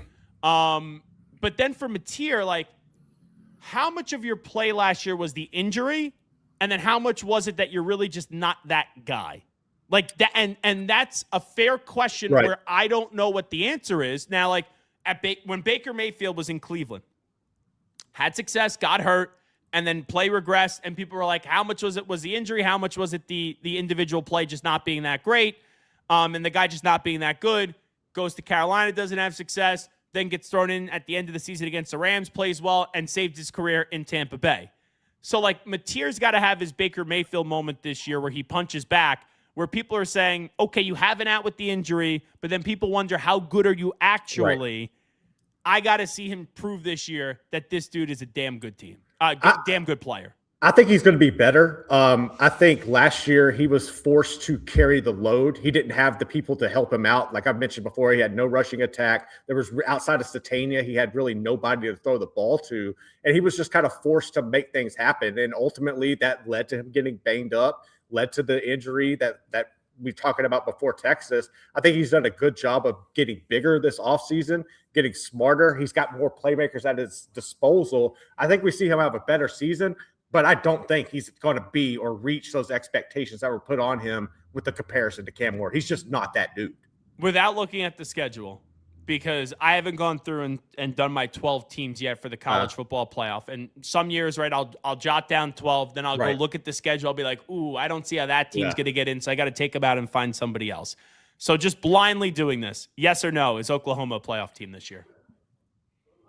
If the chips fall right, yeah. They have. But give me a yes or no. Don't give me an if this, if that. Yeah, obviously, if the chips fall right, they're in. Do you believe in your heart of heart they're a playoff team? I'll say yes. I do. I think they can get in. I look at their schedule, and now I'm going to give you the context. They play UTEP. Okay. They beat Michigan last year. Michigan now has a football coach. They play New Mexico, should beat them. But Michigan's a tough game. Mm-hmm. They play Georgia, at Georgia, in Athens. Don't love that. Then they got Red River against Texas. Anything could happen in that game, but that's a difficult one.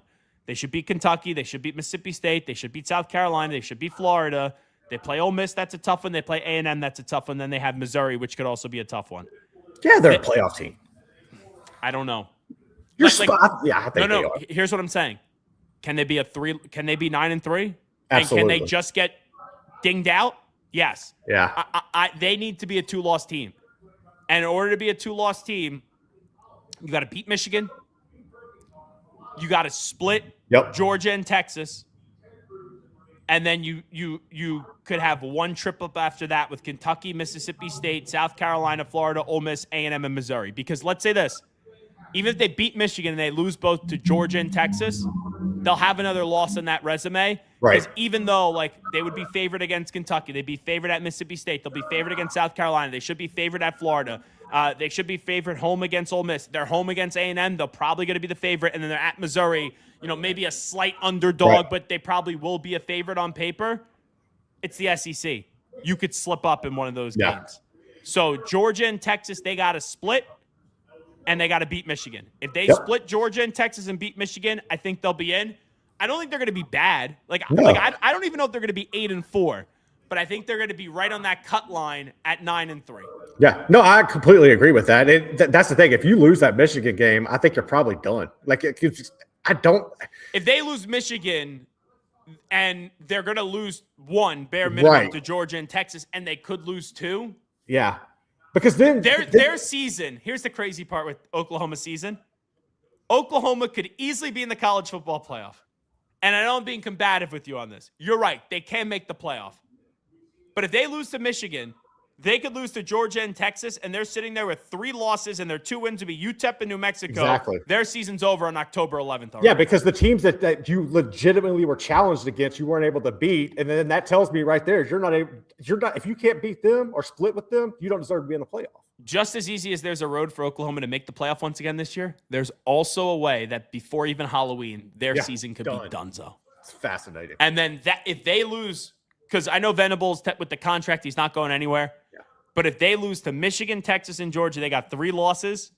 There's going to be a lot of talk about Venables losing his job, even though it probably won't result in him losing his job. All righty, let's go from John Mateer to Eli Drinkwitz. I know that Garrett isn't the biggest fan of Eli Drinkwitz. I am. Coach, we'd love to get you on the show.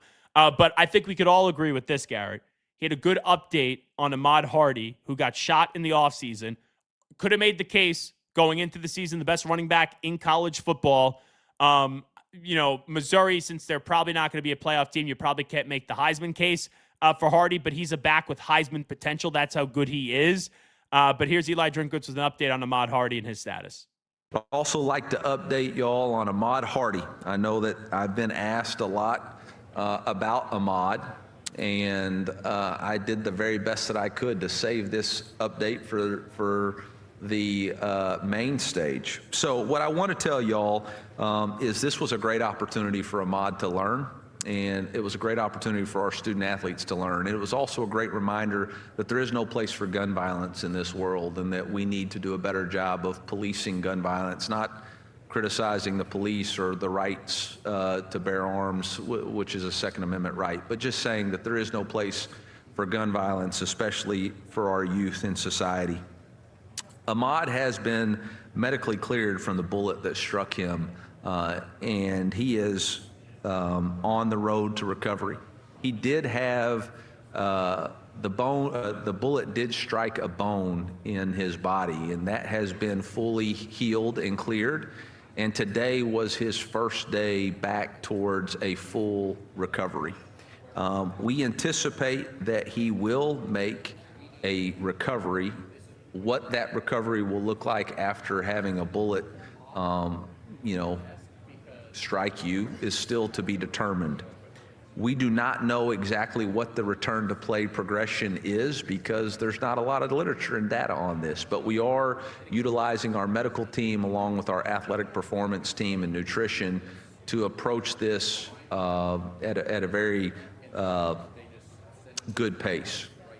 We do anticipate that this return to play protocol could take anywhere between 5 to 8 weeks. And at the end of the 8 weeks, we still don't know what his recovery will be from is he the same Ahmad Hardy that was last year?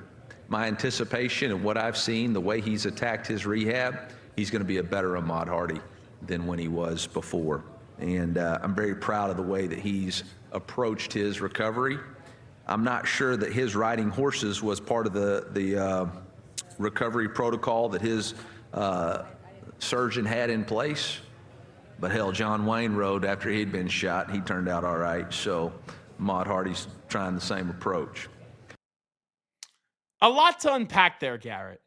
So, he starts off, the weird part about that, he's like, Ahmad's going to learn from this. Now, I don't think he meant it that way, but when you say that, my mind immediately goes, well, what did Ahmad Hardy do? Right. Let's say I talk to someone, I offend someone, they say, hey, I got offended by this. Okay, I learned from that. I committed something wrong. Right. Let's just say that. Ahmad Hardy, the way that I remember the story, was at a concert, yes. and it was a random act of gun violence. He was just a bystander at the concert, and he got shot. Yeah. That's all it was. What is he learning from this? Now, I will agree, can something like this, even though you don't want this to happen, can it make you tougher with the adversity that you have to overcome? Right. Yes. But he said 5 to 8 weeks. So what do we do from everything? We talk about it from a football standpoint. 5 to 8 weeks from today, the early side, 1, 2, 3, 4, 5 would be leading into week 0. Okay. 6, 7, 8 would be the week of September 19th.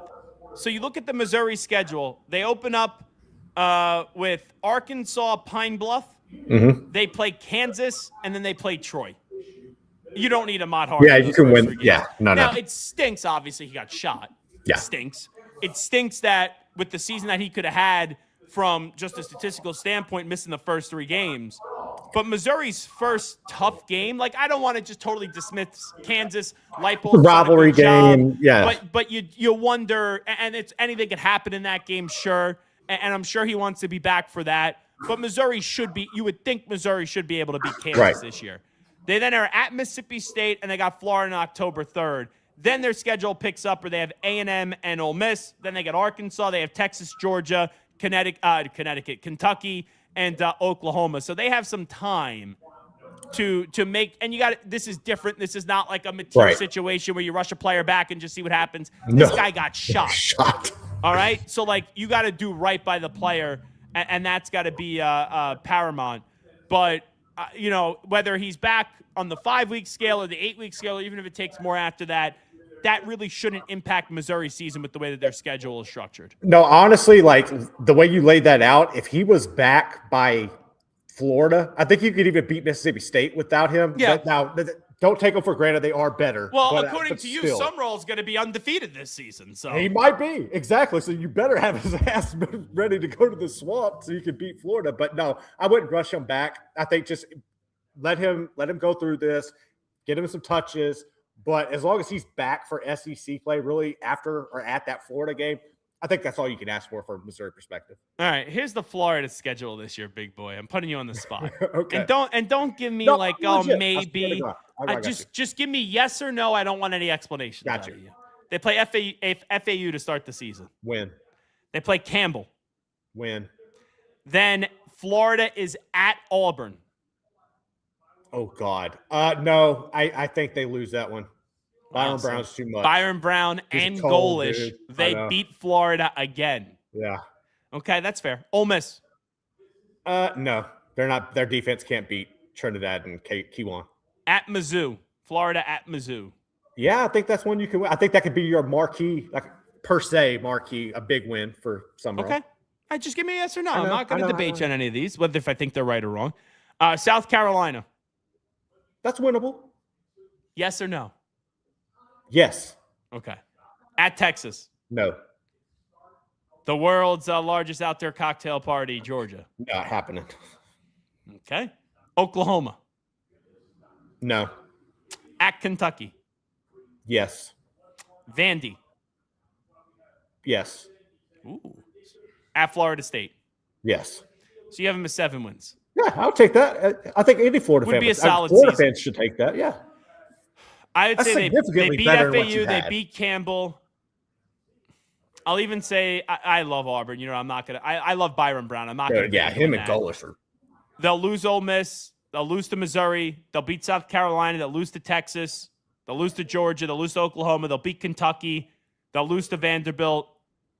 And they'll beat Florida. I think they're like a 5-win team this year. I think they could just as easily be a 5-win team. They could just as easily on the upside be a 7. They're in that range of 5 to 7. Yep. Could they get to 6? It's going to take time to turn this Florida program around, but I don't think it's the worst thing in the world to walk in right now where there's no expectation. Right. Because now you could set the way and get things the way that you want to geared up for Summerall. As long as you can get to a bowl game and provide some hope, I think you would take that, honestly, in Gainesville. They could miss a bowl game, though. Which like would the way I just mapped it out, they could be a 5-win team. Yeah. All right, let's get to Josh Heupel. Towards the end of the year, you have Tennessee. Welcome back, Lane Kiffin with LSU going up against the Volunteers. Remember last time Lane Kiffin walked into Tennessee? They were throwing like batteries at him. Throwing batteries at him. And golf balls. Yes. Here is Josh Heupel and what he could expect from Tennessee fans when Lane walks back into good old Rocky Top once again. Chesa Boucher with NBC 33 in Baton Rouge. Lane Kiffin made his return to Knoxville in your first year as a head coach. Things got a bit spicy. Do you think that fan base has kind of cooled off, and what do you expect in November when LSU comes to town? Certainly hope our fan base hasn't cooled off. So, whether it's the grocery stores being fully stocked with mustard, or our sports stores making sure that they got reinforcements on the golf balls. Hopefully, Knoxville's ready for his arrival. Fourth row in the end. Isn't that crazy? I love it, though. Wait, but hold on. So, I don't know, I'm sure Josh Heupel and, Lane Kiffin are fine, right? Yeah. But to sit there with the straight face and advocate your fans, your crazy Looney Tune fans, throwing mustard and golf balls. The mustard, all right. Golf balls a little too far. I don't love throwing a Pepsi at someone. I don't love throwing mustard at someone. But basically advocating for your fan base to throw golf balls, at least he left out the batteries. If you throw a golf ball at Lane Kiffin's cabeza, that could do some damage. You know what? Leave Lane Kiffin alone. Leave him alone. No, That's no, wild. that's a thing. We've seen the past few years where there's been trouble. Texas had the issue with throwing the beers and all that. You don't want to advocate for that. I think it's essentially tongue in cheek with what he's saying. But you want a raucous atmosphere. You don't. Yeah, hell yeah, you want them pissed off and stuff. Necessarily, you don't want people throwing stuff at him. But yeah, you want that. You want some animosity for that game. You know what you should do? What? When I heard Paul Catalina was recording a segment when you had some silence, about 10 minutes ago. Uh-huh. You should walk up to Paul in the middle of his segment and just throw some mustard at him. Just see what happens. Just take a big bottle of mustard and squirt it out all over Paul, some mustard, and just see what his reaction is. Because, be in funny. any logical place of work, you would get fired, or you would get arrested, or, he could charge you with whatever, you call the authorities. But like in college football, it's okay to throw mustard on a coach or throw a golf ball at a coach. Like imagine if you just walked up to Paul and pegged a golf ball right in his belly. Like that's assault. Corey Dickman would be on your ass in a second. Yeah. But in Tennessee and good old Rocky Top, Lane Kiffin could get that treatment. Hey, wild. Good times. I love it. I actually will Venmo you like $10 to go get some mustard, to go throw some mustard on Paul. That could be fun. Imagine you did it to Smokey. Oh, dude, he would lose this shit. Garrett, what are you doing? That would actually, the reaction from that one would be funnier. That would be funnier. We should save this idea. Hold it off until Tennessee LSU week, and just have you walk up to random shows like Pete Sousa, right? J Mo, Paul Catalina, Dave and Craig. Any random show, and just throw items at them. That would be great. And we can make like a Andrew Valade. Yes. Send this to Andrew. I am. Instead of like blind rank these 10 players or this or that with the player from the 1930s that nobody knows about. Come Tennessee LSU week, we're doing the Lane Kiffin challenge.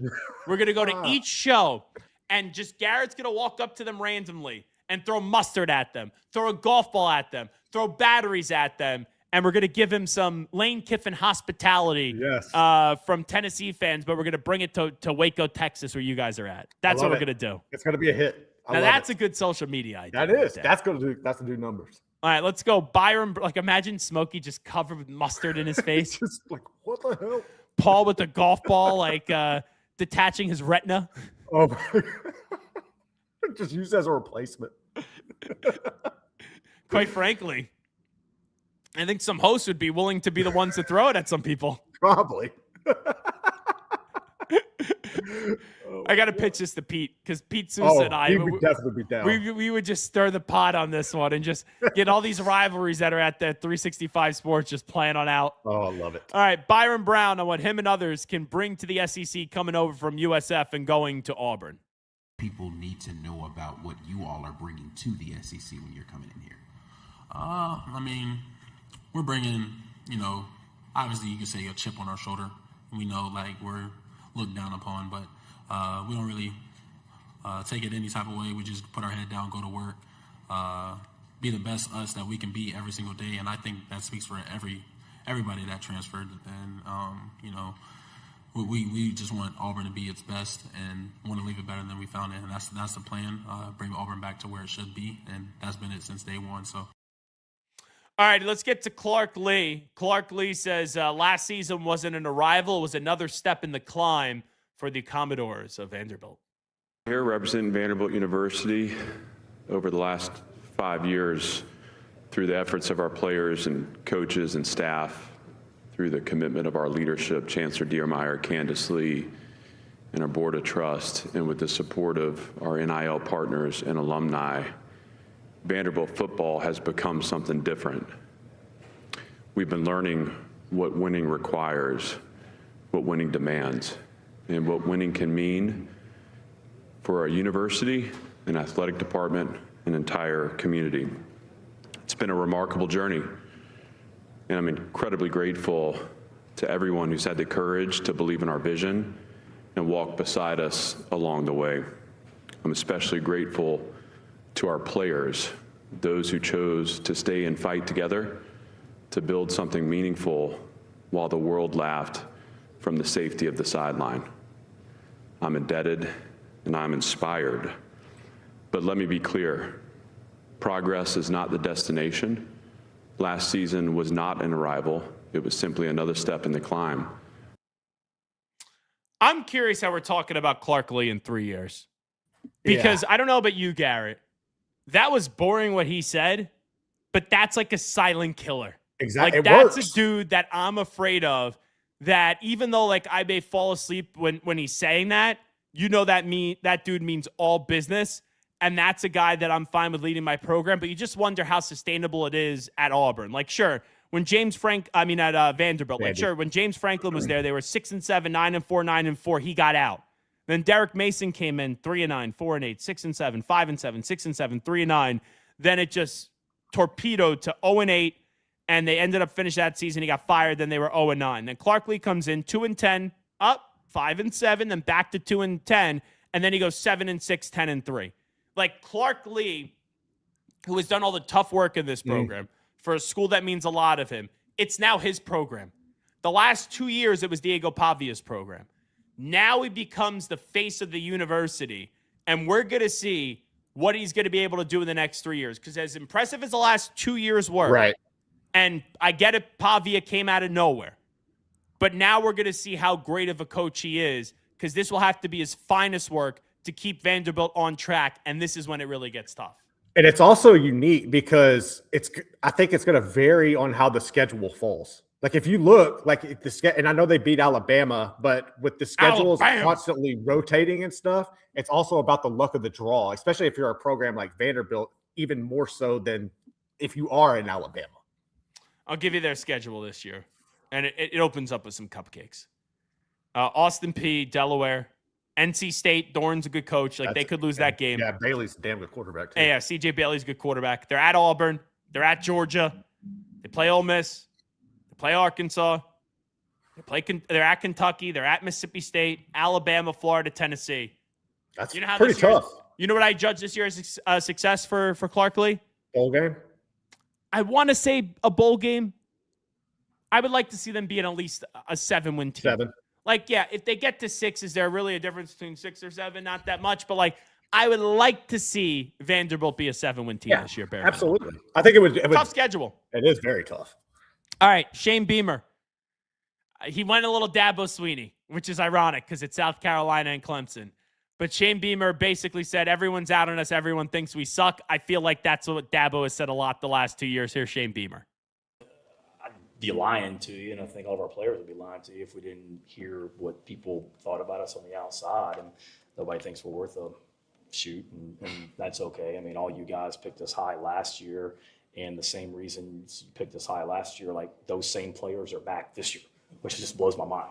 Last year, y'all thought we were going to be pretty good because we had a good season, and we had guys like the 3 that are here today, and Dylan Stewart and whoever else returning, and you picked us high. Well, all those guys are back, and they're a year older, but everybody thinks we suck. So, it is what it is. We don't pay a whole lot of attention to that.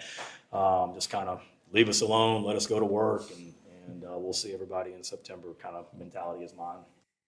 Well, everyone believed in you last year because you had a good year the year prior, and you brought back Stewart, you brought back Sellers, and then you guys did suck. So, I like Shane. I have met Shane in person at Army-Navy. Shane has come on our show a ton back in the old spot we were at. I'm a big fan of Shane Beamer, and I don't know how much better South Carolina can do. But it's not surprising that, yes, you return Sellers, you return Stewart, and give credit to you that you've been able to keep those players.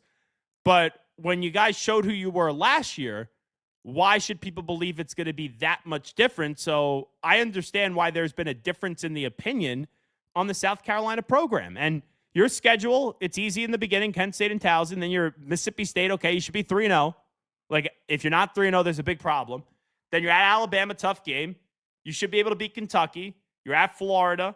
You play Tennessee. You play Oklahoma. You play A&M. At Arkansas, Georgia, and Clemson. It's a tough schedule. Once that Alabama game comes rolling around, that's a brutal schedule. And do I think you're getting anywhere? If they're an 8-win football team this year, Garrett, that's a good season for South Carolina. Absolutely is. The schedule's a gauntlet. I think he's got to prove it.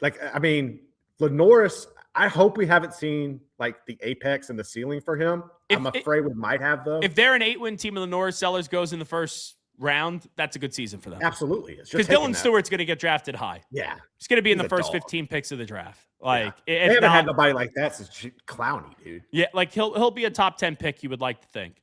But if they go 8 wins, Stewart is a top 10 pick, Sellers goes, even if it's pick 28 or 29, I don't know how much better you could do on that because, they probably don't beat Alabama.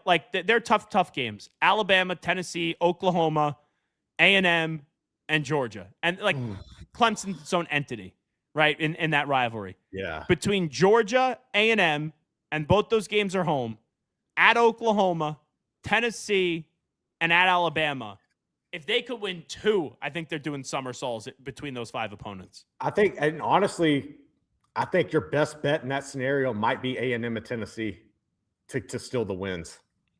I do. And a few years ago, like 2 years ago, when they had that awesome season, they should have beat LSU if memory serves me right. There was a bad call in that game. Yes. They kept it close with Alabama. I think they got they just lost to A&M. I thought there was a moment. Oh no, sorry, that was in 2025. Sorry. I'm looking at the wrong schedule. In 2024, this is what it was. They had a bad call against LSU. They lost 36-33. Then they got spanked by Ole Miss. Then they just lost to Alabama. But then they beat Oklahoma. They spanked A&M 44-20. They beat Vanderbilt. They beat Missouri. They crushed Wofford. They beat Clemson. That was the year they went 9-3. Mm-hmm. Are they going to be as good as that team? Probably not. Probably not, no. If they could somehow find a way to be 8-4, they could pick off one of those teams that are one of these unthinkable teams that they should be able to beat this year. Alrighty, they aren't supposed to beat this year. Let's get to Lenore Sellers. Now, he told me 2 years ago, right? He got offered a 2-year deal, $8 million from another program. He stayed after a bad year at South Carolina last year. Why did you say this go around again? I know last season didn't go the way you wanted, and there has really been an offensive overhaul at South Carolina on the field and on the coaching staff. How do you think those changes are going to help you reach your goals this season? Yes, sir. Just bringing that new excitement, that confidence, new system, new coaches, new players, new teammates, just a lot of new opportunities. So they're super excited about that. Now, in light of the transfer portal, it is rare these days that a quarterback returns for his 3rd season as a starter, which is really your 4th season there at South Carolina. Why did you return? It's home for me. I built these relationships with these guys. I trust these coaches. Playing with my brother. Just blessed to have this opportunity. I'm an hour away from home, like I said. So this is home for me. Love these fans. And yeah. Now, I think, and I understand he talks about the personal things. I get it. I respect the loyalty because loyalty is rare nowadays in this sport, Garrett. Yeah. My question is, if he transfer, where is he going? He had anywhere to go, dude. No. I understand that. I'm trying to think. He could have gone to Miami, right? If he gone to LSU. LSU to, there's spots where, and this is what I'm saying by it. Based off what he did last year, I could say, where was he going to go? He didn't really have that much of a good year, but he could have gone to places where the talent around him on the offensive side of the ball was a lot greater and a lot deeper. And that's why I think he should have done it, because it would have elevated his stock, because he would have had a good year. And I don't think people would have been like, oh, well, he went to Miami, he had Malachi Tony, and he had, I don't know if Cooper Barkay then would have went there because Mensa went there. It wouldn't have been there. And then Fletcher, he could have gone there. He could have went to Indiana. Wow. I mean, dude, that's what I'm saying. There were options out there. I forgot to say this. What him and Fafita did staying is surreal. I forgot to say this when we were talking earlier about Will Stein. Mm-hmm. There's a spot now in college football for an in-between Indiana and Arizona State. Yeah. For these coaches. Where Indiana, bizarre spot to go to. You get the resources. You bring over your guys. You win a championship. And then there's Arizona State, where Dillingham is at a smaller school, right? Has begged for funding and is just a great charisma guy. And the last 2 years have been really special, based around an offensive-minded coach in Dillingham. There's a middle ground there where you get a guy like Will Stein, who to ever think he'll win a national championship is ridiculous. Not happening. But he has good funding, and he has that Dillingham kind of offensive mind, where it's okay, you see these coaches that are up and coming, and you would have thought Will Stein, with what he has accomplished, would have got a better job than Kentucky. And I get the home and the personal connection and all that stuff. But you go to a spot like Kentucky where no one's going to think you're going to be Indiana. Right. But I'm not saying that they go win the conference like what Dillingham did at Arizona State, but could you have a year that Like last year at Arizona State, they lose their quarterback and they were still a successful team. Right. Like I think there's that middle ground for a guy like a Will Stein where it's not Cignetti, it's not Dillingham, but it's like if those two had a baby, could you be like the offspring at a place like Kentucky where you go win 8-9 games? Yeah, I think that's the new wave of finding the coaches. I think you could throw Golish in that. They're all very similar to that, but I think that's the kind of the new trend that we're seeing in college football. The problem, though, at Kentucky, no one's expecting you to win a natty. At Auburn, they expect you to win a natty eventually. At Florida, they expect you to win a natty. But what I mean by that, like, I don't look at Florida right now as a school that wins a natty in football. I don't look at Auburn as a school that wins a natty in football either. But, and I know they have in the past, obviously. But when Indiana wins a championship. That's what I was going to say. Does that skew that narrative? With a fan base like Florida and a fan base like Auburn, I get why those fans say, well, if freaking Indiana won a championship, and we saw Cam win an Natty at Auburn. We saw Urban win those, win with Tebow. Like, why can't we get the right quarterback with the funding and go win a national championship? You should be able to. I get it. I get fans saying that. Okay. But like, if you're Kentucky saying, oh, Indiana won a championship, why can't we? Like that's to me where it's not right. Okay. Last thing. And you could just, I guess, run the last break at the end or however you want to do it. Yeah. Saban's comments. Yeah. Now, here's the thing with Saban. When Saban was playing, let's do this. When Saban was coaching, he would have never have advocated to have Alabama play all what was then Power 5 schools, now the Power 4. Yeah. He would never say that. Like, he would want his cupcake U's, the 2 or 3 of them on the schedule. The one at the back end every year that the SEC would tuck away. Now that he's an analyst, it's easy for him to opine and say this. And even though the source to me is a little bit funny, I agree with what he said. I do too.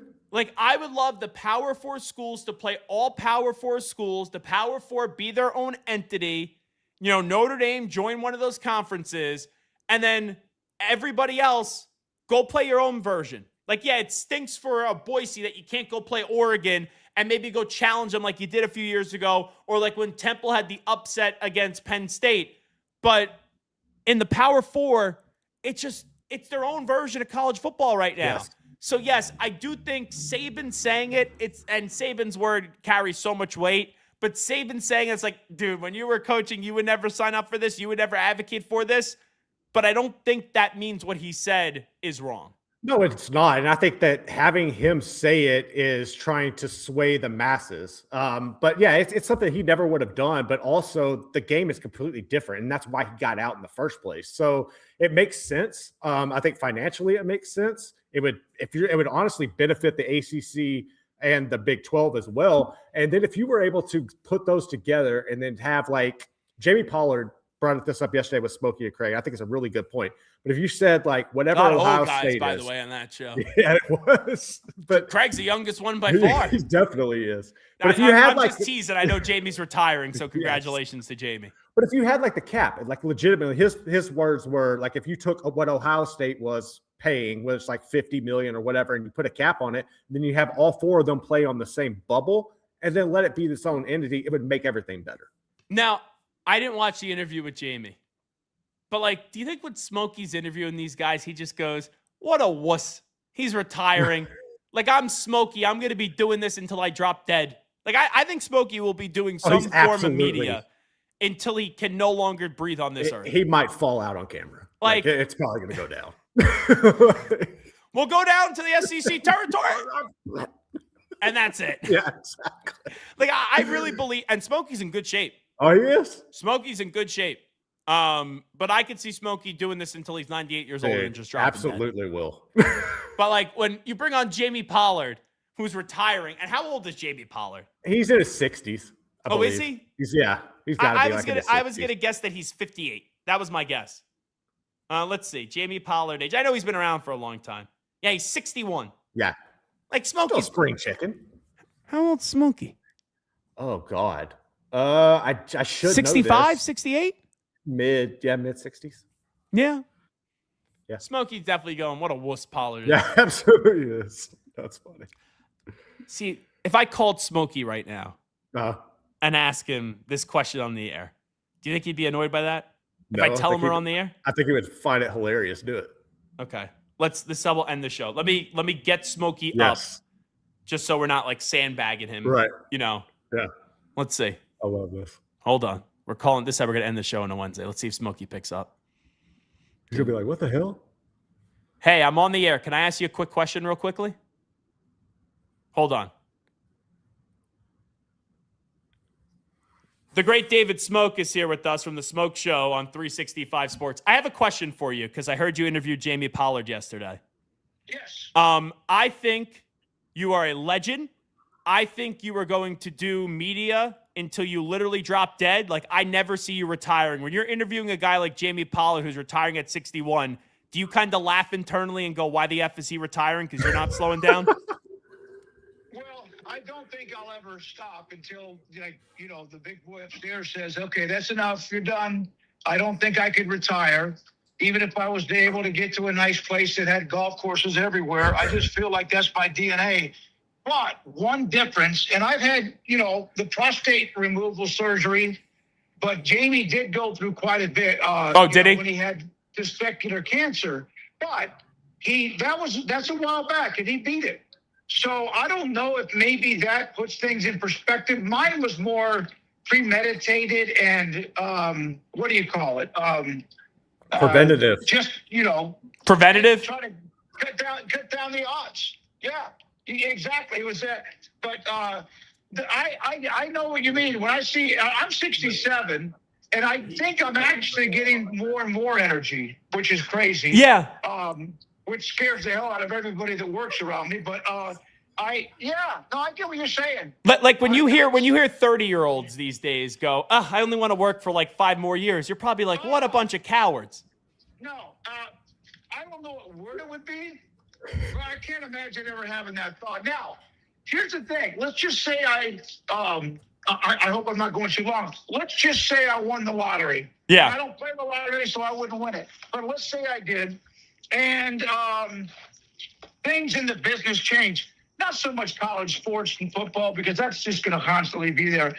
I would still need to do something. Yeah, I think, Smokey, if you won the lottery, you would go buy like your own radio station and just say, we have like unlimited funds. I'm going to do this the way that I want to do it. Yeah, I would have the podcast that we do in the afternoon. I would make sure that you're a part of it and have our own little place. Or just buy into what we have right now, which I've kind of done anyway. You know what? We need you to win the lottery. Yes. Let's make a pact. Let's make a pact. If Garrett, myself, or you win the lottery, we all split it. We're in. We all split it, and we all go, find our own little group. However we do it, that would be great. Gotcha. All righty. I'll have my attorneys. Call you to see who we're going to screw out when we win the lottery. All right. There's one other note asterisk to that. I don't have enough money to retire, so even if I'm 67.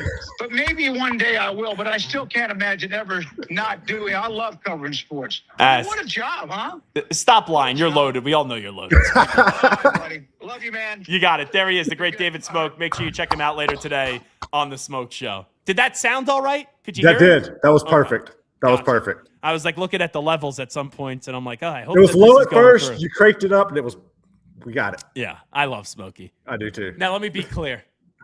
He wins the lottery, we better get a nice chunk of change. Yes. If I win the lottery, up, bro. this ain't a binding agreement. See ya.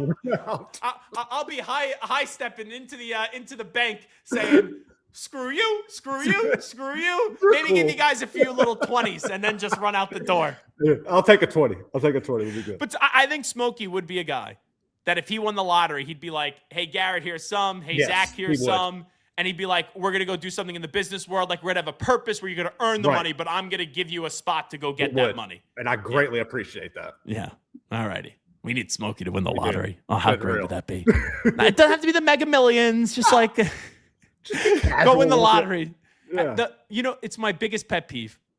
The a-holes that when someone wins the lottery, they go, oh, well, what about the taxes? I would love to pay the taxes on winning the lottery. Would love to. Would be my honor. I would love to call my financial guy, Gary Schultz, and go, hey, Gary, we gotta figure out the taxes this year. All right? God forbid. Oh, Yes. my God. Oh, that's funny. All righty. I'll tell you this. I'd have to get off my parents' phone bill if I won the lottery. I'm still on I'm grandfathered in. You got to take advantage of that. No, my sister isn't. How'd that go? My sister's married, and I'm the youngest child, so I'm just on the phone bill. And every year my dad goes, got to get off the phone bill. And I go, did you get enough gifts from me this year? Yeah, make me. I go, I've given you gifts that aren't your birthday or your anniversary.